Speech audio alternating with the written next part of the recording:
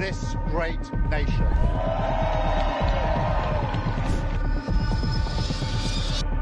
Take a look at what happened.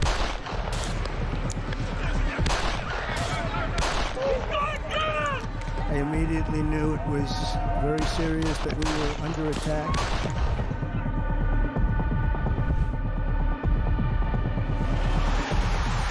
The time has come, and this surely is England's time. Williams, who scores, and Spain lead. Shot from distance is in.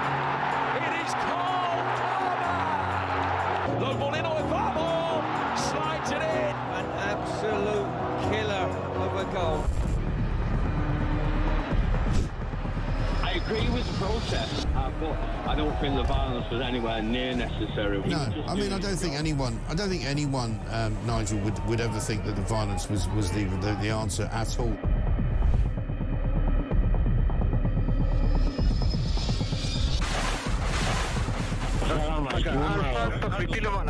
אזרחי ישראל, אנחנו במלחמה.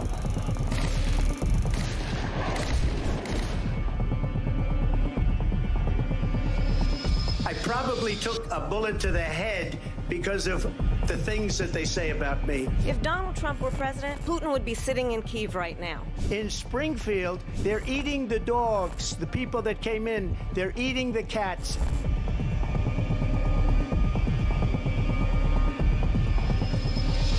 Liberal left couldn't understand that this man could be anything other than the great newsreader, a man of integrity. Is it possible in any way, shape or form that Keir Starmer didn't know about these facts about the suspects in Southport? I find it extraordinary that he wouldn't know. It seems that the public has not been told the truth. No, there's nothing like an American election, I have to say. North Dakota has gone red, South Dakota's red, Texas is red. Many people have told me that God spared my life for a reason. Bloomberg UK reporting Ukraine has made the first long-range missile strike inside of Russia. These are the missiles. Across the UK, on DAB+, on your smart speaker, on your smart TV, and on your side. This is Talk.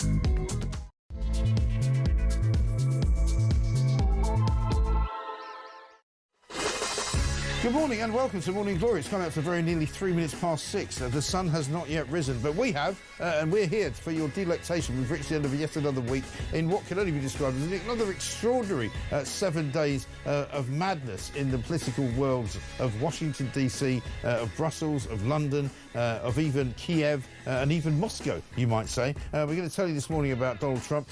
He's basically gone, I'll tell you what we'll do. We'll put some tariffs on Mexico, we'll put some tariffs on Canada, and then we'll take them off again and pretend that actually we're doing nothing whatsoever at all to do anything other than just wind you all up. And that's exactly what everyone here seems to be falling for. We'll tell you about Toxic Tate. Apparently the front pages are full of stories this morning about an awful, awful story about a crazed killer who apparently watched videos of Tate before he did them. We're going to talk about Gen Z. Apparently those people in Gen Z who are jobless are going to face benefit cuts. We're going to continue talking about two-tier justice. We talked about it a lot yesterday. Turns out it was David Lammy's idea. Well, now we know why it was so ridiculous, right? Also, £1 in every £4 that you pay in tax goes on benefits. We also know that £1 in every £4 that you pay goes on the NHS. So half of your taxes basically get eaten up by the NHS and by benefit claimants as well. We're going to be talking about the BBC that's blown under £125,000 on appointing somebody for diversity, inclusion and equity. And also, it is the weekend, and we did a lot on this during the week because we found out there were rats the size of cats running around in Birmingham. It's the weekend, and so probably if you've got a house that's got anything in it, you'll be cleaning it out, doing a bit of spring cleaning, taking stuff down to the dump. What you'll find is that when you get there, they will be asking you for a permit, they'll be asking you to make an appointment, and they'll be telling you that you can't do whatever it is that you want to do. Also, is there a bit of a civil war going on inside of Reform? Some people think it's a bit overblown. Nigel Farage was here yesterday on Harry Cole's show during Drive, and he said that Rupert Lowe probably won't be the next Prime Minister, but might not actually be an MP for Reform come the next election. Poppy Coburn is here from the Daily Telegraph. We're going to run through a whole bunch of stuff this morning. Poppy, very good morning to you. Good to see you. We've got so much to do, and also it's Gaff-Prone Friday, so all the gaffes that were made during the week, we'll play them out to you over the course of the next 4 hours. We're here from 6 o'clock until 10 o'clock, 4 glorious hours of Morning Glory. This is Talk. Let's get it on.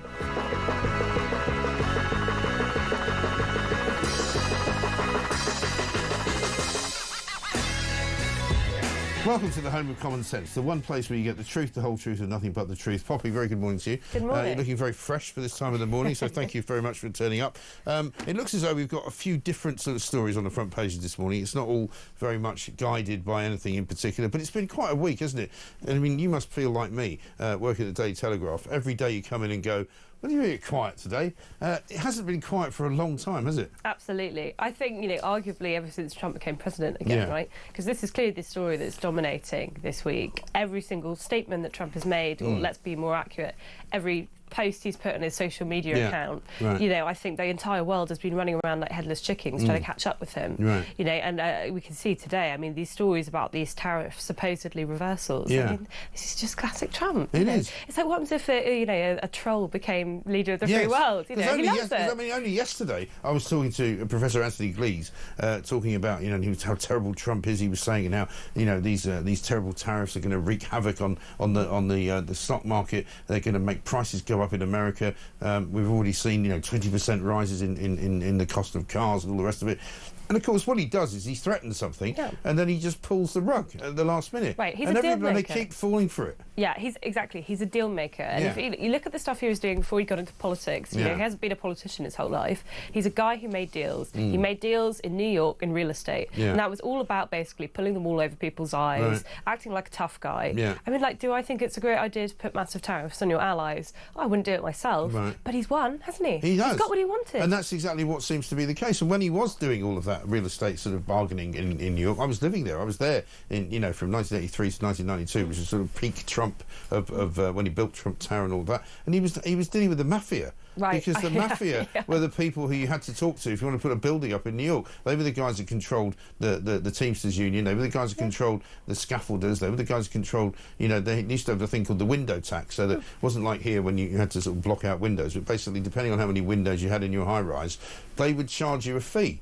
So, he's used to dealing with corrupt organisations, which makes it very easy for him to deal with Ukraine. I was going to say, what's more difficult, dealing with the Teamsters Union in the 80s or dealing with Justin Trudeau? Yeah, I mean, it's no contest, is it? But front page of the Times, let's start with that. Trump is encouraged by Zelensky's peace talks. I mean, again, Zelensky, having a week ago been sort of supposedly humiliated in the White House. I've never quite bought that, by the way. I've never seen so many sort of liberals in this country getting a knickers in a twist about how terrible it was that Zelensky was humiliated, treated badly. This guy's in the middle of a war, and even he didn't really care. I mean, like, literally a few hours afterwards, he was like, listen, I'll go back and talk to Trump. I don't give a monkeys. Also, the reason he didn't care is because, guess what? Like, behind the cameras, he's been having this treatment from America since the beginning of the war. Biden was calling him up saying, you should be grateful for the aid that America's sending you. So he's had the same message from the last president, but we don't hear about that because that's all behind. The thing about Trump is he's open. He does this stuff out in the open. Then we all act outraged, and again, he can turn around a couple of weeks later and say, look, he's in peace talks. I won. And he has. Exactly right, because Zelensky sent him a letter last weekend. I mean, they still haven't yet signed the minerals deal, so I don't know why that is, but no doubt it will be done over the course of the next few days. I mean, Trump is sort of the ultimate ADHD guy, isn't he? Because he he does one thing, and then he's like, suddenly he's onto something else. I don't forget about that. I sorted that. Let's go and sort out Gaza. Yesterday he was threatening Hamas with all sorts of terrible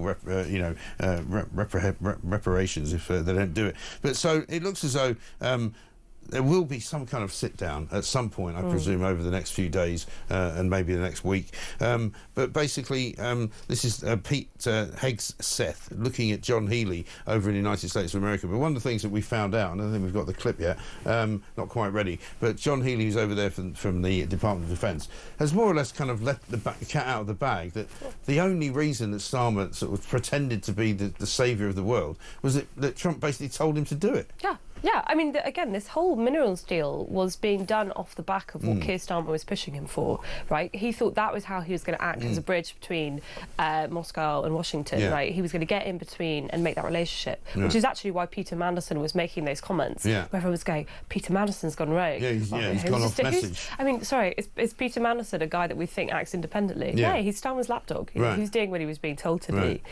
Or if you want to go down the conspiracy route, is he Tony Blair's lapdog who's actually pulling the strings of Keir Starmer? Here in this country in politics isn't still Tony Blair's lapdog. Well, yeah, but I think Labour still do have an awful lot of connections with him, don't they? Yeah, absolutely. I mean, I think most of their talent, what I say with scare quotes, is coming from the Tony Blair Institute. Yeah. They're massive think tank. So, it's like Obama's still in Washington. He's still got massive influence over the Democratic Party. We're kind of stuck in like an earlier age of politics, which I don't think works. And if it wasn't for Donald Trump, we'd still be stuck in it. And that's why when I always say to people back here, despite what you might think and how scared you might be about Donald Trump, because one of the things that people are worried about is that he spooked the markets a little bit, and the share prices of lots of things have gone down the gurgler. But a lot of people say to me, actually, what Donald Trump is doing is shorting the market and making loads and loads of profits out of it, and all of his mates are doing the same thing. I think that's absolutely true. Right? I mean, it's a good thing that he's got immunity, right? Because, insider trading from the very, very top, right? Exactly right. I mean, and that's exactly that. That's the sort of thing that he would do.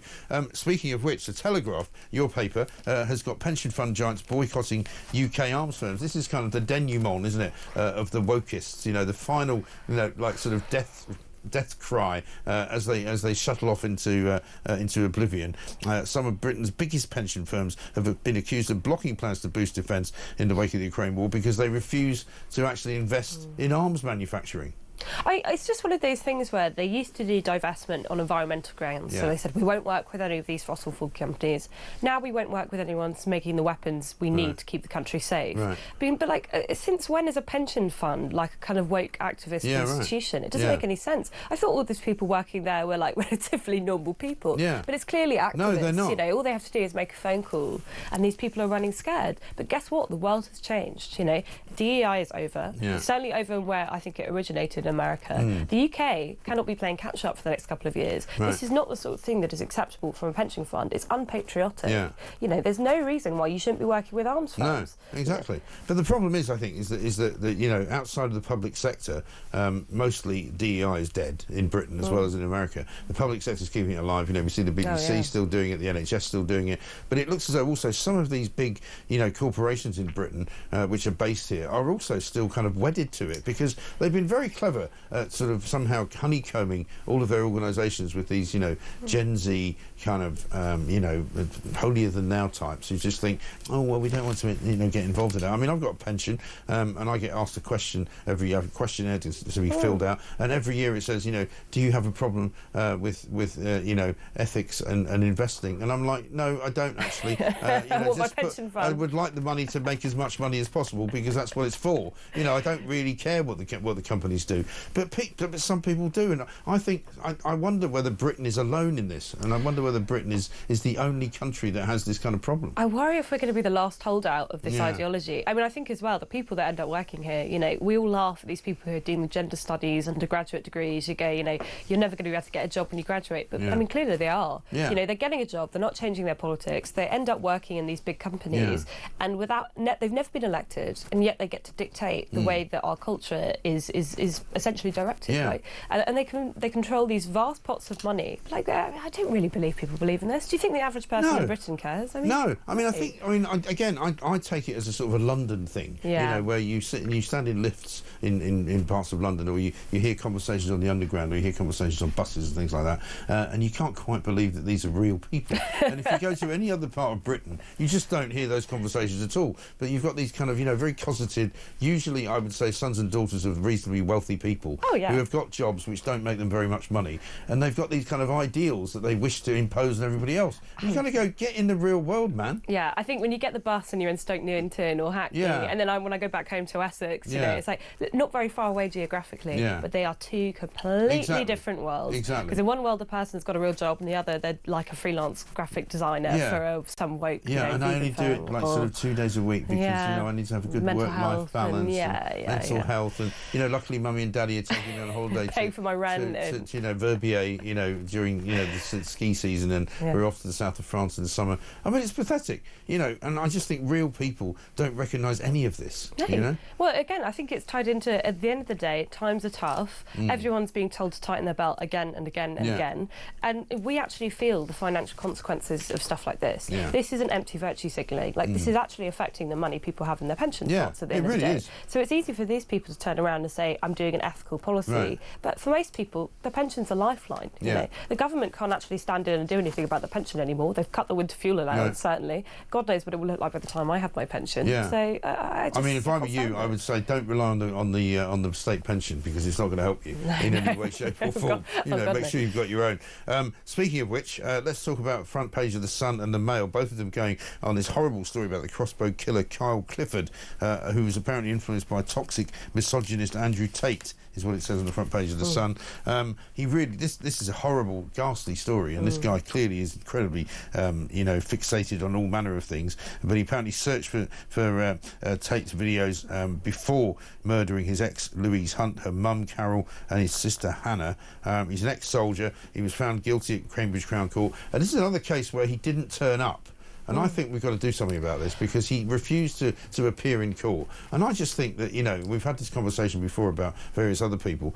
They shouldn't be allowed to not turn up in court, should they? I 100% agree with you. I was reading about this yesterday, and the thing that, it's a shocking, violent, awful case. And the fact that this guy can sit in his cell, doesn't have to face the family of the people that he killed in cold blood and did such horrendous things to. I think but it's not the first instance of this happening, right? There have been plenty of horrific, quite high-profile cases of murder or sexual assault where the perpetrator, has just been allowed to go either video link for the sentencing, but for the rest of it, they've been absent. I think we should be saying, you must be in court. You must be there physically in court for the entirety of proceedings. I don't think you can give people an opt-out clause about their mental health. And again, the sort of the weakness of the system is that, the prison, I think, officers who are supposed to bring them from the cell that they're in into the courtroom say, oh, well, we don't wish to cause them any damage, we don't want to cause a problem, we don't want them to be in the courtroom if they're going to be disruptive. And I get all that, but nevertheless, there should be a method by which, if they have to sit there with a gag on,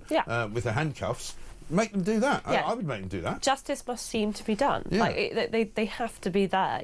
Otherwise, you can't do a Zoom call for sentencing for a triple murder. It doesn't make any sense. Exactly. It's not just for the people involved in the actual case, but it's for the wider society. We should be able to see that the person is being read the crimes back to them. It's part of the process, exactly, it's part of the process. Absolutely, it should be done.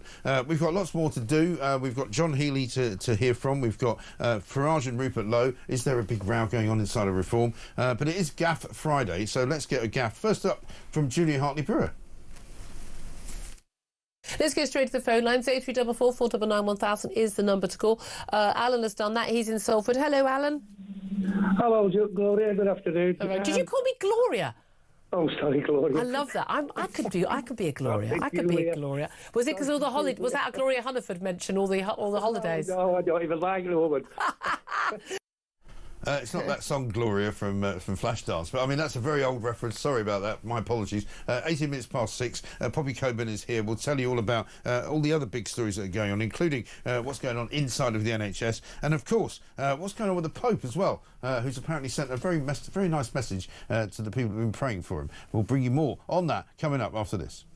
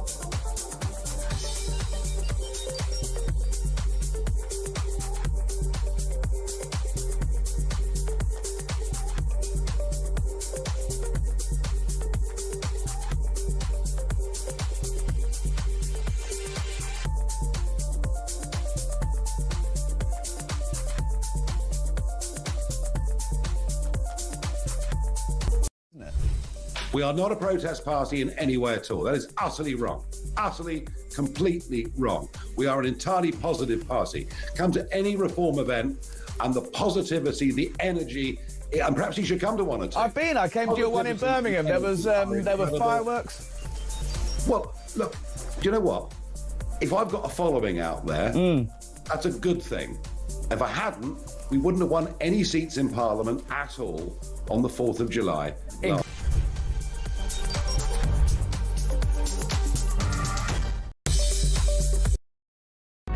Across the UK, on DAB+, on your smart speaker, on your smart TV, and on your side. This is Talk. Welcome back to Morning Glory. It's Mike Graham here, 21 minutes past 6. We are, of course, the home of common sense. The COVID's here for the Telegraph. And, of course, we've got so much to talk about, not least the situation that's going on currently with reform, because Nigel Farage was in yesterday talking to Harry Cole, who did drive time for the first time yesterday. And just before Nigel Farage came in, Rupert Lowe gave an interview to the Telegraph, I think it was, wasn't it? Talking about how he thought that Nigel Farage was a bit messianic and he wasn't really necessarily sure whether he would make a great Prime Minister. And it was one of those kind of interviews that didn't really stick the knife into Nigel Farage. I mean, it just asked a few questions, didn't it? I completely agree. I mean, I think actually at this stage it's completely legitimate when you've got, you know, as someone said, enough MPs to fit in the back of a black London cab. Right. You know, to be questioning that, like, we're a very small party now. Yeah. Farage has always been a lone operator. I mean, really, he's been the personality of one man, has driven through that Brexit referendum after years and years of campaigning. Yeah, UKIP, Brexit Party, now suddenly we're polling number one. Like, we're the highest performing party that looks pretty consistent now. If this carries on, we may win a majority in government. So when that happens, who's going to be our front bench? Yeah. Is Nigel going to be able to delegate power? I think that's completely legitimate. And you could say maybe you're not supposed to do it in a newspaper, in an interview, but it's totally valid to ask these questions of someone. And Rupert Lowe's somebody who loves to talk. I mean, we get him on the show quite a lot, and he's, you know, the one thing about Rupert Lowe is he's quite difficult to shut up. I mean, he's got lots to say. You know, if you're looking for a short answer, he's not the guy to talk to. But let's have a look at the clip from yesterday with Harry Cole. This is Nigel Farage answering the question about what Rupert Lowe said. We are not a protest party in any way at all. That is utterly wrong. Utterly, completely wrong. We are an entirely positive party. Come to any reform event and the positivity, the energy, and perhaps you should come to one or two. I've been. I came to your one in Birmingham. There were fireworks. Well, look, do you know what? If I've got a following out there, that's a good thing. If I hadn't, we wouldn't have won any seats in Parliament at all on the 4th of July. Including Great Yarmouth, I presume you put in that. Wouldn't have been a cat's chance in hell, would there? Come on, be honest about it. Well, why We're not a protest party, and he's on the front bench.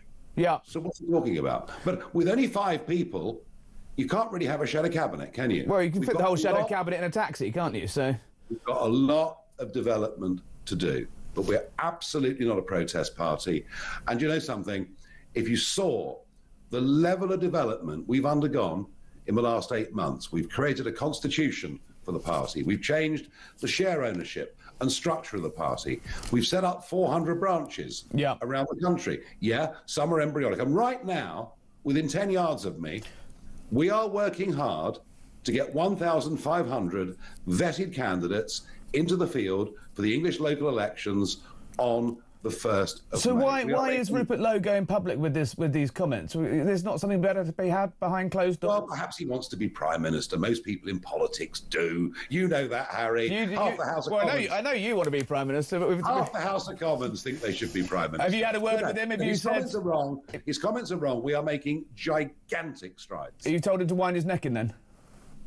No point telling him what to do or what not to do. Fact is, we are making huge strides. And I think that sums it all up, doesn't it? I mean, Nigel Farage is obviously, I mean, messianic's probably the wrong word, but I mean... It's a bit Monty Python, isn't it? Yeah, it is a bit. I mean, I was on Harry's show yesterday as well, and he asked me, he said, what do you think will happen? I said, eventually, probably Rupert Lowe will leave the party, because Nigel Farage, without Nigel Farage, there is no Reform Party. You know, whether you like him or not, whether you think he's ready for prime time or ready for being Prime Minister, you know, he's the guy. He is the man that made it happen. You know, without him, they wouldn't have got 5 seats. Without him, you know, Richard Tice, very estimable character, friend of mine, you know, he's not Nigel Farage, I'm afraid, and neither is Rupert Lowe. And I think as well, you know, Farage, I think, is quite keen to stop this infighting, because what is his big critique of the Conservative Party? Not only that they're completely hopeless, but they waste all their time gossiping, sniping, stabbing each other in the back, all the front. You know, and I don't think he's going to want that for reform. But, you know, these disputes need to happen behind closed doors. They shouldn't be spilling out. But of course, it is going to be a problem, and as they go forward even into these local elections, we haven't really come across any candidates yet who have been discovered by people like yourself and other newspapers to be, you know, kind of barn pots, people that have, you know, demanded, you know, the ethnic cleansing of Eastern Essex or something like that, you know, in a previous incarnation. But there's a lot of that, and it's, you know, it's a minefield. And of course, you know, for them, for example, even in 4 years, to be able to rally the troops to such an extent that they can put up candidates in every single constituency, all of whom are estimable characters and none of whom have got skeletons in their closet, is going to be a massive task. Oh, completely. You know, I was talking to someone who was saying the problem with reform is I don't like their manifesto. They've got all these uncosted promises and how they actually going to stop the votes, blah, blah, blah. I'm like, they've got to build a massive party in 4 years. That means going around the local constituencies, building up a network of local councillors, getting all those MPs sorted, and getting your ducks in the row within this party. I mean, they can't do everything at once. Of course, and within all of that, making sure that whoever they have got on board doesn't occasionally have a bit of a go at the leader. Well, yeah, you know, absolutely. Because that sort of goes without saying as well. Let's have a quick voice note before we do anything else. This is from James, who's a bit late to the table about Mike Amesbury. Good morning, Mike. Now, I'm spitting feathers this morning, Mike. I'm a bit late to the party, but I've just seen that video of that Labour MP beating that bloke up out in the street. Unbelievable. What a coward he is. If I did that, Mike, it'll be 5 years. Also, just regarding Starmer, why can't he just stay here and start sorting out these problems? We've got enough problems here, Mike, but he keeps swanning off to all these other places. Unbelievable, Mike. Anyway, I'm looking forward to your bumper sticker, Mike. Best stickers in the world, Mike. I think they're even hotter than the Oasis tickets. Anyway, Mike, have a lovely weekend. I think they are. Listen, James, thank you very much indeed. I don't know where you've been. You've only just seen the Mike Amesbury video, by the way, of him punching the constituent he didn't agree with. But yeah, Michelle from Altrincham has just got her bumper sticker. She's just sent us a picture of it. I watched two of my favourite talk presenters last night. She says, "Happy Friday, your good self and Harry Cole, and newcomers to talk. You both look great." Yeah, listen, I'm really sorry. We put out this appeal for people to ask for bumper stickers. We've got thousands and thousands of people asking them. We haven't got enough. So we've ordered more. There's more coming. We will be getting to them. But yeah, talking about Keir Starmer and his jaunts abroad, the one place he wasn't yesterday was meeting with the other European leaders. So he's now been sort of snubbed by America. You know, Trump used him and abused him last weekend. When he said, I mean, I still can't get over that the Starmer hand that goes on Donald Trump's shoulder and stays there for just a little bit too long. I mean, if you were in a bar and somebody did that to you, you'd be going, just get away from me. Yeah, I think you've had one too many, mate. Yeah, you've had too many. Don't rest your hand on my shoulder. Sorry, that's not right. So he wasn't even invited to the European sort of summit of summits, where they all sat around and decided that it was a great idea to give a load more money to Ukraine, even though Donald Trump doesn't think it is. Yeah, 100%. I mean, this coalition of the willing idea, let's be honest here, it's really being led by two countries. It's a crock the UK of nonsense, and isn't it? It's just not going to happen. Rubbish. It's not going to happen. You know, I was talking to someone, they said it won't be as Falklands, it'll be as Iraq War. Yeah. I said, but actually, it won't be as Iraq, because we actually put boots on the ground in Iraq. Right. There's no way we are going to find enough soldiers, because we barely have any anymore, because we keep cutting and cutting and cutting to actually send to Ukraine. And what would the prospect be? You will be surveilling a very long land border. Yeah, huge border. Basically indefinitely. Do you think Russia's going to give up in 5 years and not think about it anymore? You know, we don't have the money, we don't have the manpower, and I'll be frank, I think public opinion is, you know, it's sympathetic towards Ukraine, as it should be, but it's not in favour of an endless war. People don't want that. The American people don't want it, and I don't believe the British people want it either. No, of course, and Nigel Farage has said this as well. You know, how many years are you going to do it for? Right. You know, is it going to be for 1 year? Is it going to be for 2 years, 5 years? Is it going to be like the Korean War, where they're there for literally decades? And isn't it a disgrace he's been called unpatriotic? I mean, I couldn't believe hearing this stuff in the chamber when Farage was saying this. I was like, it's not unpatriotic to ask a question when British lives would actually be on the line here, because that is the reality. Yeah, you know, you're in a war zone. I don't believe that Putin believes in peacekeeping forces. No. Come on. No. He doesn't believe in the border of Ukraine. He certainly doesn't believe in peacekeeping. He's not going to suddenly go, peacekeepers, better not shoot them. Yeah. He's going to shoot them. Of course he is. These are British lives. You know, we should be really careful before we keep saying things. The government keeps saying they're going to do this, we're going to do this, we're going to lead Europe. Yeah. Well, where's the money and where are the men and where's the will? Exactly. We haven't got it. This is where Starmer gets it completely wrong, of course. So let's have a look at what John Healey said yesterday to his US counterpart Pete Hegseth at the Pentagon.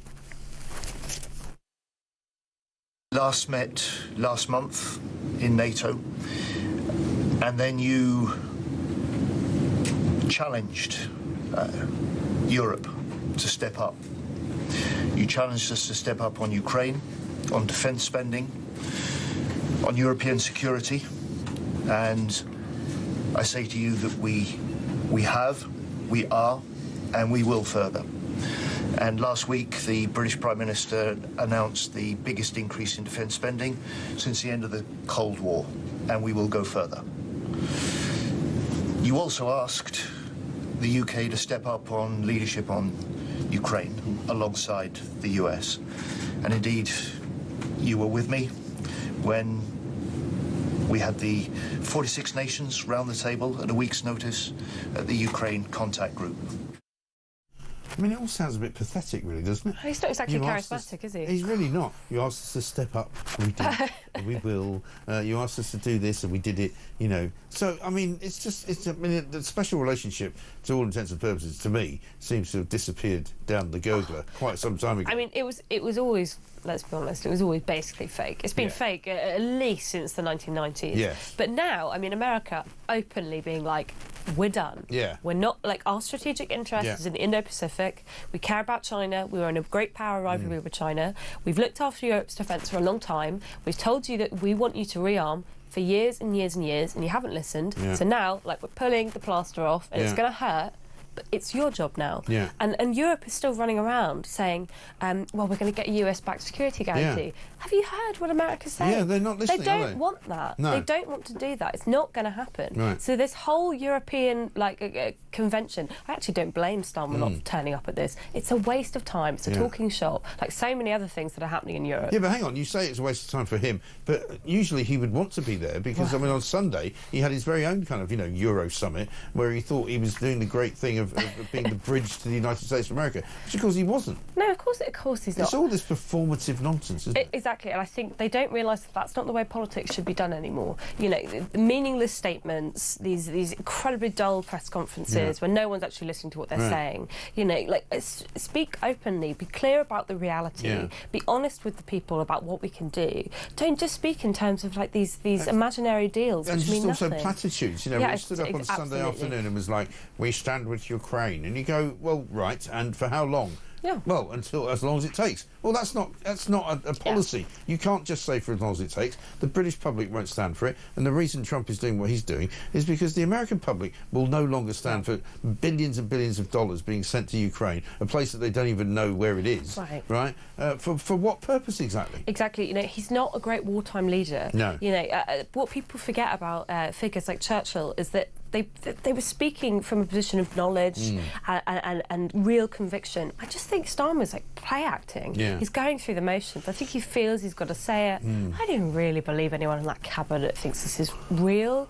I mean, I think they're wrong. I don't think they're that stupid. Yeah. You know, I don't actually think they think that we could put boots on the ground in Ukraine. So why are they telling people we are? No, exactly. It's a complete and utter It's not fair to the shibboleth. Ukrainians either. Yeah, exactly. You know. The Ukrainians who are actually properly fighting a war know that you can't make statements that you can't back up. No. Otherwise you get killed. It's as simple as that. 6:34, Public Coben's here from the Telegraph. We've got much more to talk about, including Rachel Reeves, apparently, who's going to be forced, according to a piece in the Telegraph, to nationalise Thames Water. We're going to get more on what is going on in the NHS, because it turns out that once again they've got new bosses there who are going to reset the entire business of the NHS and make it work better. We're also going to talk about two-tier justice, which apparently was David Lammy's idea. And also we're going to talk about Baroness Carr, who is the head of the sort of legal business in this country, and why she's getting a bit above herself.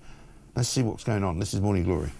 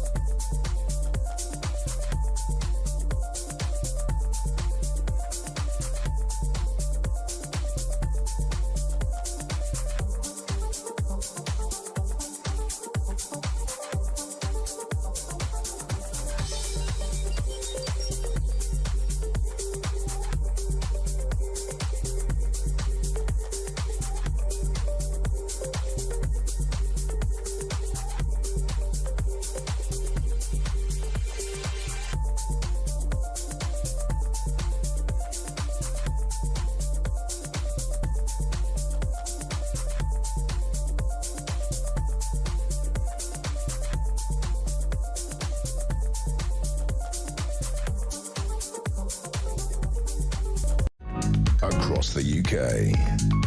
On DAB+, on your smart speaker, on your smart TV, and on your side. This is Talk. Welcome back to Morning Glory, 6:37. I'm Mike Graham. Poppy Coburn's here from The Telegraph. We're looking at all manner of different stories in the papers this morning, including on page 14 of Daily Mail, so much for protecting workers. Half of firms set to hike prices as Labour's national insurance rise triggers sacking. So this is another great move by Rachel Reeves, or Rachel Thieves, as people like to call her, the Chancellor of the Exchequer. Who hasn't really done as much damage yet as she will do, because come April, you know, national insurance price hike comes in, the minimum wage price hike comes in. People in hospitality are saying we're going to sack people, we're not going to be able to make any money, we're going to put prices up. You know, the whole thing is a complete and utter crock of madness. I mean, if she thought she was going to ruin the economy, she couldn't have come up with a better idea, could she? I know. I mean, I think, you know, she's very lucky that the stakes for worst budget of all time are so high, because I think she's definitely up there, at least in the top 5. Yeah. I mean, basically everything she said wouldn't happen has happened. Well, this is worse than Liz Truss, isn't it? I mean, Liz Truss was over and done over in a flash, month, you know. right? But yeah, no, exactly. I think this is a deeper problem, right? Because the whole point of all of these tax rises was to give her more fiscal headroom. Right. Well, that 9 billion fiscal headroom is now apparently completely gone. Yeah. Because shock horror, if you put up taxes on firms even more, they're going to raise prices and they're going to cut staff. Right. Because actually there's not a magic land of mega profits that's being made by these small businesses that Labour feels that they're entitled to just skim off the top. It's just actually hurting working people, who apparently are supposed to be the people their party is standing for. Working people, yeah. Well, this is the thing. It's almost as though they believe in their heart of hearts that the only real growth that they can generate is by creating jobs out of nothing, which are public sector jobs, which, of course, does not stimulate anything. Well, what you need to do is give money back to the economy, give money back to private companies, let them then invest in more staff and new products, and then watch the economy grow. But they don't know how to do that. Is anyone surprised? I mean, it's total cargo cult stuff. You know, they're just sitting around in a room going, growth, growth, growth. They think it's going to be like conjured out of thin air. But they've never had real jobs. No. Like, has anyone on the Labour front bench actually run a business, done payroll, had to balance the books at the end of the month? No, they haven't. And so they have the public sector mindset, which is the money is infinite, productivity is something that doesn't really matter, and it's all about welfare of workers, which, again, just comes from thin air. There are no trade-offs involved, you know, money is just coming from the sky and they can just fine. borrow it. A bit like, I mean, Germany's doing this. They've just completely changed the rules on how they can borrow money in order to borrow more money. Well, exactly. And you just go, well, how's that going to end up? Well, I think we could kind of get away with it in the 90s, because we still had a lot of wealth that we could basically seize from the country. We sold off loads of assets, and that allowed us to live on cheap credit for a while. But now the chicken's coming home to roost. You know, you need to do big reforms to the economy. It's going to be hard. Is Labour willing to do that? No.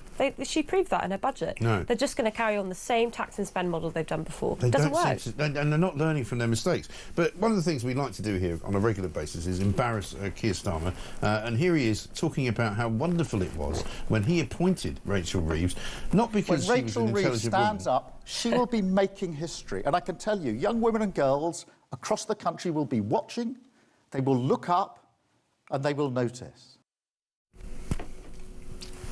That's a really, really bad clip. We should have a slightly longer version of that. But he has this sort of rictus smile when he goes, you know, because she's a woman, you know, the first woman chancellor. And it's like, well, what, have you just discovered women or something? You've just discovered that, you know, oh, look, I found a woman who can do a job. I mean, it's so condescending. And only the left can do this, because they're trying so hard to make out that they're kind of creating something that nobody else has done before. You know, we've had female prime ministers, 3 of them, thank you very much indeed, from the Tory party. You know, Labour haven't managed to get one female leader because of their misogyny, and quite frankly, it's embarrassing. I mean, can I get away with saying I don't give a toss? No, totally. You know what I want? I'm a woman. I want more money in my pocket at the end of the month. That's the only thing I care about. Pay less tax, also, have a decent job. The idea that there's young girls across the country looking up at Rachel Reeves and going, one day I want to be like her. It's ridiculous. Yeah. You know, I'd like to ruin the economy too. I'd like to have a chance to ruin the economy too. You know, it's just, but it's so empty, isn't it? It's such an empty politics of representation. It's pathetic. It just doesn't work anymore. You know, if there was ever a time where people pretended to care about stuff like that, it is long since past. And yet again, Labour is living in 20 years ago. You know, they can't get Probably their mindset 40 years ago, actually. Probably 40 years ago. I mean, that was when I've been working in. in this business for a long time, working in Fleet Street for a long time.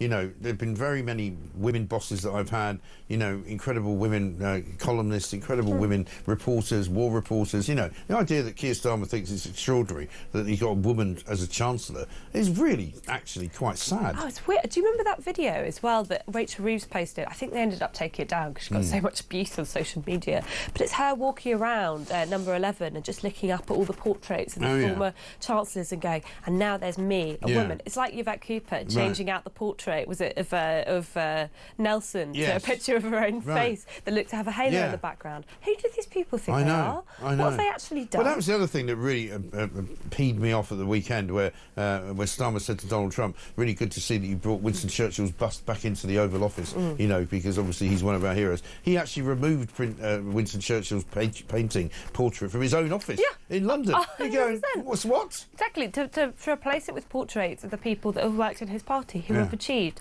let's be clear, the root sum of nothing. They haven't actually done anything. No. You know, I just think it's the narcissism of small differences here. They think they have a right to be in government, and they think we should all be applauding them because it's so inspirational. It's important work. So it's such important work. But actually, we don't care about your life story. No. We want competent government. Right. When we did have competent government in our country, it didn't matter the background of the people doing it. They were just really good at their jobs. And also, you won't get any thanks for it either, because that's your job. You're supposed to be competent in government. Otherwise, how did you get there to do it? Let's have a look at Sky interviewing Rachel Reeves for International Women's Day. I haven't seen this. This could be good. Hello. Well, I've just come out of number 11, where I was interviewing the first female chancellor we've ever had, Rachel Reeves. In the budget, we obviously did increase taxes. We increased national insurance contributions on businesses. We got rid of the non-dom tax status. We've reformed agricultural and business property relief, VAT on private school fees. So we increased taxes at the budget.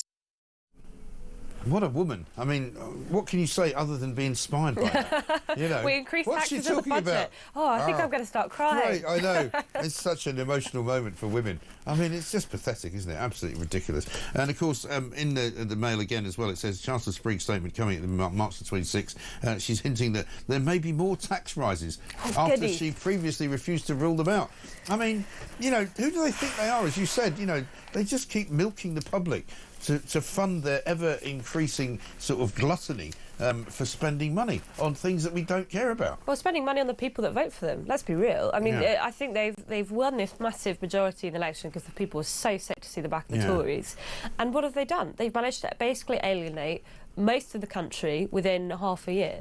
And now they're going, well, we need to win the next election, so let's bung a bit of cash to our friends in the public sector unions. You know, let's they're going to come back for more soon as well. Right, you pay the Dane girl, the girls, and they go away. No, they don't. I mean, we've already seen this with some of the train strikes coming on at the weekend. You know? The Tories again learnt that lesson, that they're now looking out for their own people because they think that's the way they're going to win the next election, and sod the rest of the country. You know, good luck. We're all going to have to pay for it. Absolutely. Got this from Stu in Hales Owen. Mike, I run a small business. These idiots have made it almost impossible. We may have to close and 35 people will lose their jobs. These morons need to be stopped before it's too late. And Darren says, considering Ukraine is at war, Zelensky seems to be spending a lot of time jet-setting around. He does, doesn't he? Let's get a voice note from Brian on that. Morning, Mike, from Southend. Friday, looking forward to the weekend.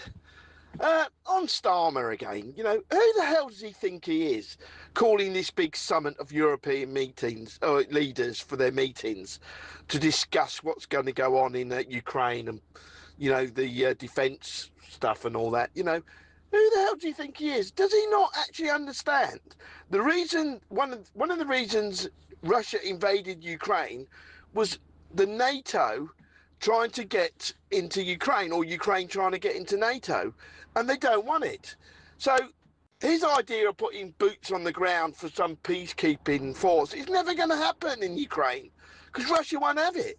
And he can't seem to think. He's trying to make out he's some big head of state or some big player in all this, when really he's just nothing. He's nothing here, he's nothing there, he's nothing. Nothing here, nothing there, nothing to write home about, nothing by the ton. We can do the John Cooper Clarke scenario if you want, the soliloquy. This from Leon, by the way. Nice about you, Poppy. How lovely to wake up with the delightful Poppy Coburn. Thank you, talkTV. Great start to my day. Aww. So there you are. You have to come in more often. 6:46, we've got more to come, including how apparently the air quality in London, according to the Mayor of London, and I'm going to do a very big wink here, the air quality's apparently gone up. It's so much better since they imposed this Ulez tax. Well, of course, they said that before, and it turned out it was a lie. So we're going to be examining that. It's in The Guardian as well, which doesn't really help. This is Talk.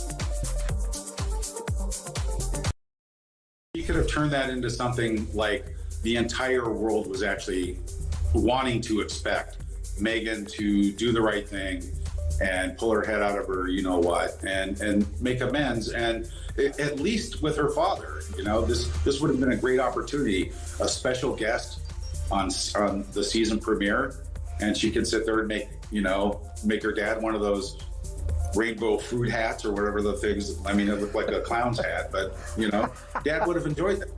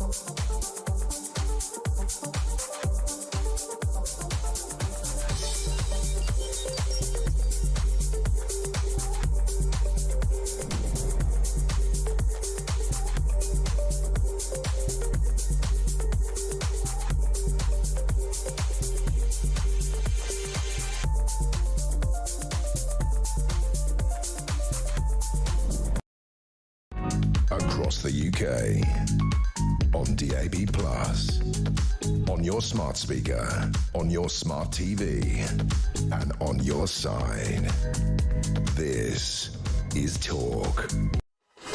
Welcome back to Morning Glory. It's 6:51. I'm Mike Graham with you all the way through until 10 o'clock. 4 glorious hours of Morning Glory. Poppy Coburn's here from the Telegraph. Telegraph have had a bit of a victory this morning, haven't they? It says here on page 8 of the sports section, the use of the term biological male is actually OK. Yes. Thank God for that. Well, exactly. I think sanity finally reigns. And I think it's really good that we've been pushing forward on this, right? Because you have to be able to report accurately. And actually, if you look at the ruling, it says that it is relevant to the story making. There's a public interest in being able to record such things. Because otherwise, you end up with headlines, and we've seen how many of these so far, you know, of, you know, a woman who is involved in a sex attack or something like that, where the context isn't given, where it's clearly relevant, the person is transgender, and you have to figure it out by looking at the photo. And that's no way to be. And one of the things that worries me an awful lot about this, and I see this a lot in and I'm not particularly singling out Mail Online, but they will do an awful lot of these court cases where, you know, a trans woman who is a biological male has been charged with rape or something like that. And when they report the court case, they refer to him as she. And I'm kind of going, we shouldn't be doing that, should we? Yeah, absolutely. And I think, you know, journalists should have discretion over what they're able to say in this particular case. And you're right, you know, I think there is a whole genre of stories now. I think the BBC does plenty of this as well, where it seems to be designed almost to have like a firestorm in the comments, where people are going, hang on, that doesn't seem to be accurate. And you have to pick this together through the clues. You know, this is the former name of blah, blah, blah. And then using the certain pronouns, and that just doesn't work. And when they have those headlines that, you know, that woman accused of rape with a penis, and you kind of go, well, it's not really a woman then, is it? I mean, what are you talking about? Well, exactly. It's completely absurd. These crazy Orwellian, you know, language games that everyone has to play. You know, I hope this is a step in the right direction for them. And apparently there was the complaint against the Telegraph said that the term biological male constituted a transphobic dog whistle. I mean, please. Yeah, but these are contested political terms. You know, this is the problem at the end of the day. We treat transphobia like it's a settled issue. No, I mean, it is completely true that gender transition is something that should be able to be discussed openly. You know, that's just the way things are. Yes, but let's just be real about it, and let's not pretend that something, you know, is white if it's black. Speaking of which, two-tier sentencing, that was a big story yesterday. There's a piece on the front page of the Telegraph today. Justice Secretary has threatened new laws to overrule the Sentencing Council after a row over two-tier justice. I think Shabana Mahmood's being a little bit, shall we say, economical with the truth here, because what we do know from Robert Jenrick, we had him on yesterday, is that she absolutely knew that they were planning to do this, because she had her own sort of junior minister sitting in the meeting when they decided to do it. Oh, I mean, I would say, I think all politicians are in on this. I mean, unfortunately, it is true, and I don't think this necessarily applies to Robert Jenrick, who I think is pretty consistent on this issue. But the Tories were the people who commissioned this. I mean, and there was also a story yesterday about how David Lammy was the person who was consulted on the sentencing. But guess who commissioned him? The Tories and Theresa May's government. I mean, what are they playing at? This is ridiculous. But this is why the Tories lost faith, isn't it? Is why people decided the Tories are no longer the Tories anymore, because they come up with this absolute and utter rubbish about, you know, net zero, you know, trans issues, you know, gender-related problems. You know, they weren't any longer a Conservative Party. Absolutely. And, you know, this case in particular, it makes a complete mockery of equality under the law. You know, if judges who are already, let's be real, most of them are pretty lefty, the average judge now coming in, it's not like it was 40 years ago. I mean, I find that really hard to believe that suddenly the judges have all gone over there. When did that happen? I think it's been a slow process. I think you've seen it with immigration judges for quite a long period of time. But the real reason is because they've been given so much power. Because what's happened is ministers have taken a step back and gone like, well, you know, we don't want the responsibility for this because it's a bit tricky and it's more work for us. So we'll just let you guys get on with it. But guess what? They've taken the power and they've run with it. And they're now acting like they have these little fiefdoms. And so they're going ahead with this quango, a glare-right quango on the Sentencing Council. I mean, why does this still exist? And there is still very much a sense, isn't there, the justices are kind of taking over. Baroness Carr comes in for a bit of a shellacking in the Mail today because she is the president of the Sentencing Council. She's Lady Chief Justice, the most senior judge in England and Wales. She's already come out and said a few weeks ago that politicians should not be criticising judges because it puts them in a bad light and it sort of destroys people's faith in the judicial system. Well, I'm sorry, Baroness Carr, but actually what we do in this country is we criticise people that we don't think are doing a very good job. Yeah, sorry, are we Russia? I know. You must not speak against us. What's going on? I think, was it Baroness Kennedy as well? He was saying that Jenrick was like a two-bit Trump.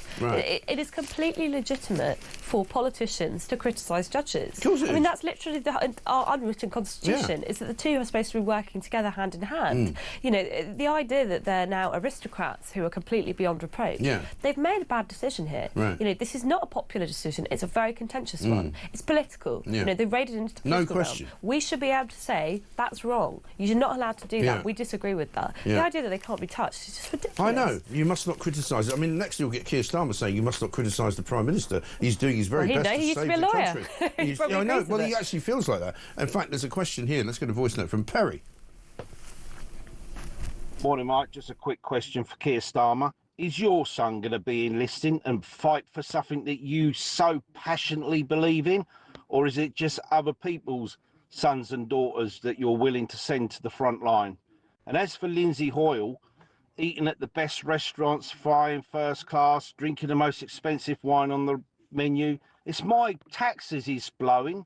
I don't go to work so he can live like a king.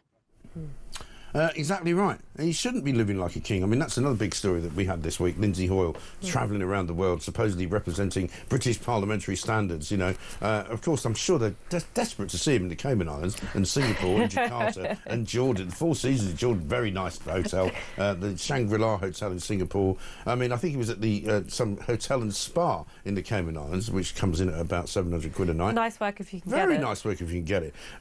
Let's talk about what's on the front page of the Telegraph again. 1 in 4 pounds of tax money will go on benefits. So we know that 1 in 4, I think, pounds in tax money goes to the NHS. So now the NHS and benefits accounts for half of the income tax that we pay, basically. Yeah, I mean, I kind of feel like when I walk through London, there's just like pound signs over everyone's heads. What's going on now? But again, it's what I said earlier. You can't keep squeezing. You are going to run out of money. People are going to refuse to go to work if the situation is they're paying for the other half of the country that wants to sit home.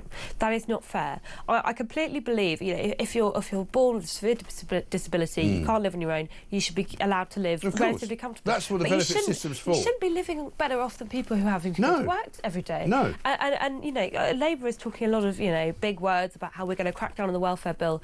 Even if they did these changes, which I'm not sure I believe they will, that's just taking us back to the pre-COVID position. Right. That's not good enough. No. We need a total wholesale reform. We probably need to scrap universal credit and go back to the drawing board. Because clearly that's causing all sorts of issues. But it's such a massive thing now, isn't it? It's £100 billion worth of nonsense that we put out there. It can't be. I don't think it can be fixed. Oh, I don't think it can be fixed either. I don't actually think with the demographics this country has, we've got an ageing population, that we can continue paying for the welfare state. I genuinely don't think we can carry on like it. It's not fair telling the people who are going to work every day, your life is going to get worse and worse and worse and worse through no fault of your own. You can't do that. Yeah, and you just get the sense sometimes, don't you, when you walk through London, that you're the only person paying for anything. Oh, yeah, I know. And everybody else is getting it all for free. Well, I will just say my street is completely quiet in the mornings when I'm going shocking, and when I've come back in the middle of the day before when I went to the gym, it was packed. Nobody's getting up to go to work. Absolutely shocking. Poppy, good to see you. Thank you for getting up so early this morning. The sun is up. We have got lots to do. John Rentoul's coming up very shortly. We're going to be talking to him about what's going on with Keir Starmer. This is Morning Glory. We'll be back after the news.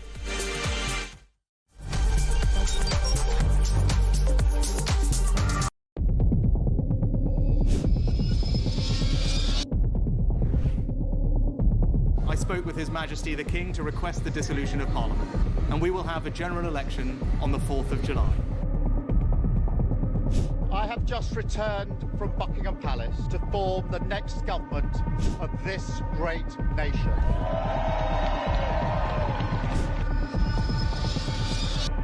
Take a look at what happened.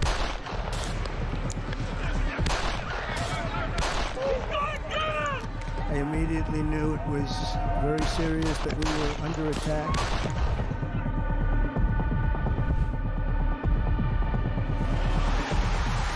The time has come, and this surely is England's time. Williams, who scores, and Spain lead. Shot from distance is in. It is Cole Palmer. Low ball in, or far ball, slides it in. An absolute killer of a goal. I agree with the protest, but I don't think the violence was anywhere near necessary. No, I mean, I don't think anyone, Nigel, would ever think that the violence was the answer at all.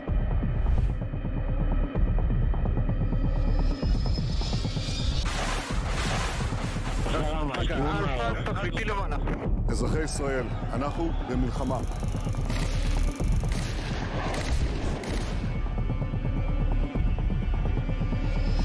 I probably took a bullet to the head because of the things that they say about me. If Donald Trump were president, Putin would be sitting in Kyiv right now. In Springfield, they're eating the dogs, the people that came in, they're eating the cats.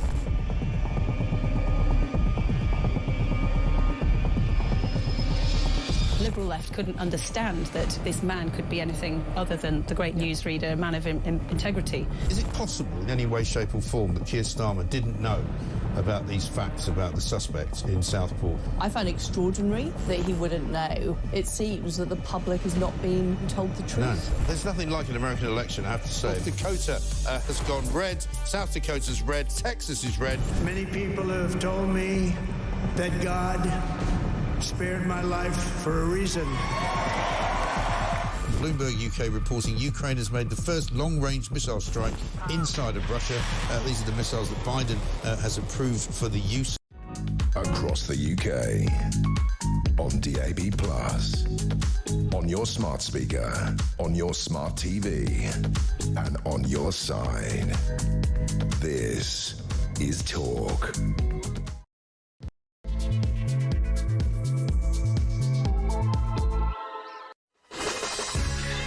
Welcome back to Morning Glory. It's coming up to 3 minutes past 7. The sun is coming up. It's a beautiful view out the window here from the top of the tower at UK News headquarters, of course.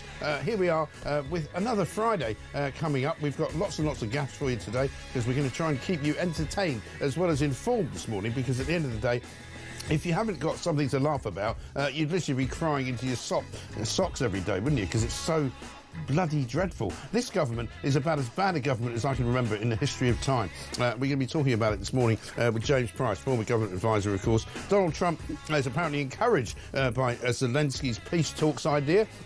We've got basically all the European leaders meeting yesterday without Keir Starmer. Keir Starmer seems to be now the man in the middle. He's not so much creating a bridge as a complete and utter sort of dunder-headed tunnel, which is blocked at both ends. You can't go through it, you can't come out one end of it, you can't go into one end of it. Keir Starmer, it would appear, as far as I'm concerned, is completely and utterly isolated. No friend of America, no friend of Europe.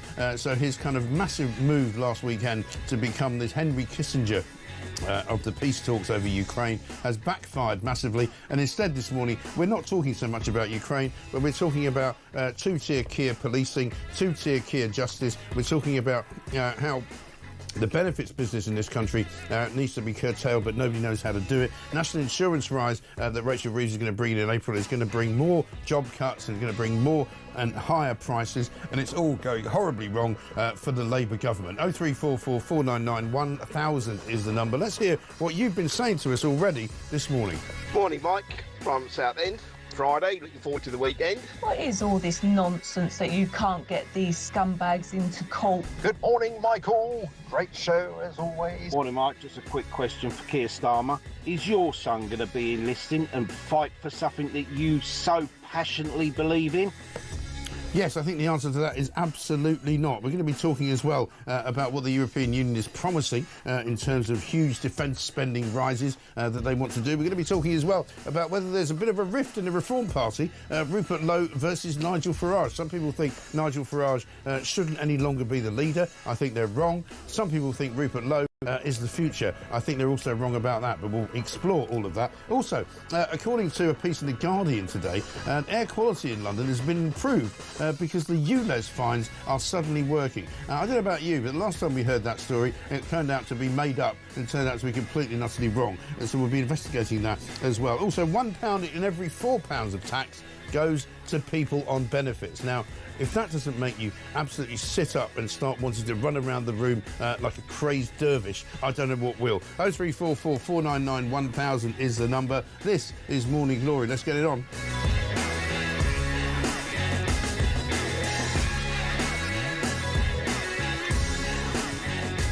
Welcome back to Morning Glory. We are here all the way through until 10 o'clock, of course. Let's get a voice note from James. Morning, Mike. It's James from Blackburn. Just sat here having a coffee, Friday, thinking, yeah, another week.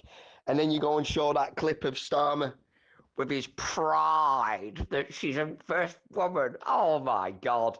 Let's stop showing that clip. I mean, no one should be proud of finding an economically illiterate buffoon who's been lying on the CV and making a chancellor. If that's making him proud, well, we know where we're up to. And his little tweet last night going, we're going to fix the systems of this country. Oh, well, you can't even make a speech properly without saying sausages instead of hostages and people smuggling gangs. So I won't hold my breath. Have a great weekend, Mike. James, as ever, thank you very much for your support and thank you very much indeed for your messages. Got this from Steve in Cambridge. Brilliant show as usual. The sun is shining. It's Friday and the wonderful common sense from Poppy Coburn. What more could you ask for? Margaret says, don't get me started on taking Lord Nelson's picture down and replacing it with Yvette Cooper. No, Yvette, stop the boats. That's what we pay you for. And Dave in Aberdeen says, morning, Mike. Even the Beatles wrote a song about two-tier. He's a real nowhere man. He is. That's exactly where he is. Where is Keir Starmer? Nowhere. Is he in America influencing what Donald Trump does about Ukraine? No. Is he in Brussels influencing the European Union about what they decide to do in Europe? No. Where is he? He's in Downing Street, sitting in a room on his own, having removed all the pictures out of it because he doesn't like pictures staring at him, because he's got some kind of weird complex about it. And instead of that, he's sitting there listening to his various advisors telling him, yes, Keir, you are the centre of the universe. Everybody thinks you're amazing. Everybody thinks you're brilliant. And if it wasn't for you, goodness knows, we'd never have peace anywhere in the world. Let's talk to James Price, former government advisor, who I'm sure will remember those kinds of scenes with various different leaders over the years. James, very good morning to you. Good morning, my friend. I loved the voice note from my namesake just there. I hope that almost everybody who writes in does their own Starmer impression next. Yeah, I mean, well, we do have an awful lot of people doing Starmer impressions because he's easily somebody to do impressions of, because he's so stilted, he's so stunted, he's so kind of, ridiculously serious about things which he shouldn't be serious about. And I mean, I could not be a happier man than to see him now completely and utterly isolated, not really in with the European club, not at all in with the American club, after that appalling, awful, ghastly performance that he put in at the White House in the Oval Office, with his hand reaching out and sort of lingering slightly too long on the president's shoulder. I'm sorry, it makes me shiver. It's awful. You're absolutely right. It was a remarkable moment, wasn't it, the press conference between Starmer and Trump when he said, hey, what a great accent. If I had that accent, I'd have been president 20 years earlier. Right. Really? Starmer's accent? Goodness me. I know. Well, I think, again, with Donald Trump, an awful lot of what he says is actually tongue-in-cheek. Like when Starmer got out of the car and he went, nice suit. And people say that was probably because Nigel Farage fed him the line that, he gets his suits from Lord Alley, in the same way that he said to Vladimir Zelensky, I see you're all dressed up. He's funny. He makes fun of people. Yeah, absolutely right. And I think that it's the contrast between the stage management of so much of our politics versus this kind of freewheeling style that Trump has been so good with. He was so good at doing that in the earlier days of Twitter, which has, really helped boost his profile along with The Apprentice. When he was president the first term, firing off all the tweets that he did. And now he just thinks, I'm going to open the floodgates, let all of these journalists in, see everything happening, which has good effects for government transparency and negative ones for global diplomacy, as we saw last week with the Zelensky blow-up as well. Yeah, exactly right. I mean, this morning, of course, the Telegraph leads with the most interesting story, I think, which is that some of Britain's biggest pension firms are so woke that they don't want to allow any of their members to invest in military sales, and they don't want to actually get involved in any kind of defence spending, which seems to me to be a little bit backwards, doesn't it? This is completely crazy. It's known as ESG, environmental sustainability and governance, which is the sort of corporate version of DEI, although they're riddled with that as well. And this idea that out with Milton Friedman and the idea that the business of business should be business, and in with we all have a responsibility to do all this ethical mumbo jumbo. But of course, the people who actually jump on this stuff are mad, far left, zealot ideologues. And this is the only way they've ever found, this ESG crap, to get their ideas that never actually work in the real world into the private sector. It's why so much of the time you see mad lefties working in universities or working in other public sector organizations, their ideas don't and can't survive and normally in contact with the real world. They've just managed for a few short years when interest rates were very low and we were all driven mad by being locked away with the lockdowns. They managed to convince people this was a good idea. In fact, the ESG funds are down something like 2.7%, whereas the rest of all funds are up 2%. So without this kind of nonsense, it would be much higher, and our defence would be bigger and would be safer than we currently are. Yeah, I mean, it tells you how out of touch some of these kind of woke organisations are, doesn't it? You know, because on the one hand, you've got all sorts of lefties who would normally be out on the CND march saying, stop the war. You know, they now want us to start a war with Russia. I'm finding it quite bewildering, to be honest.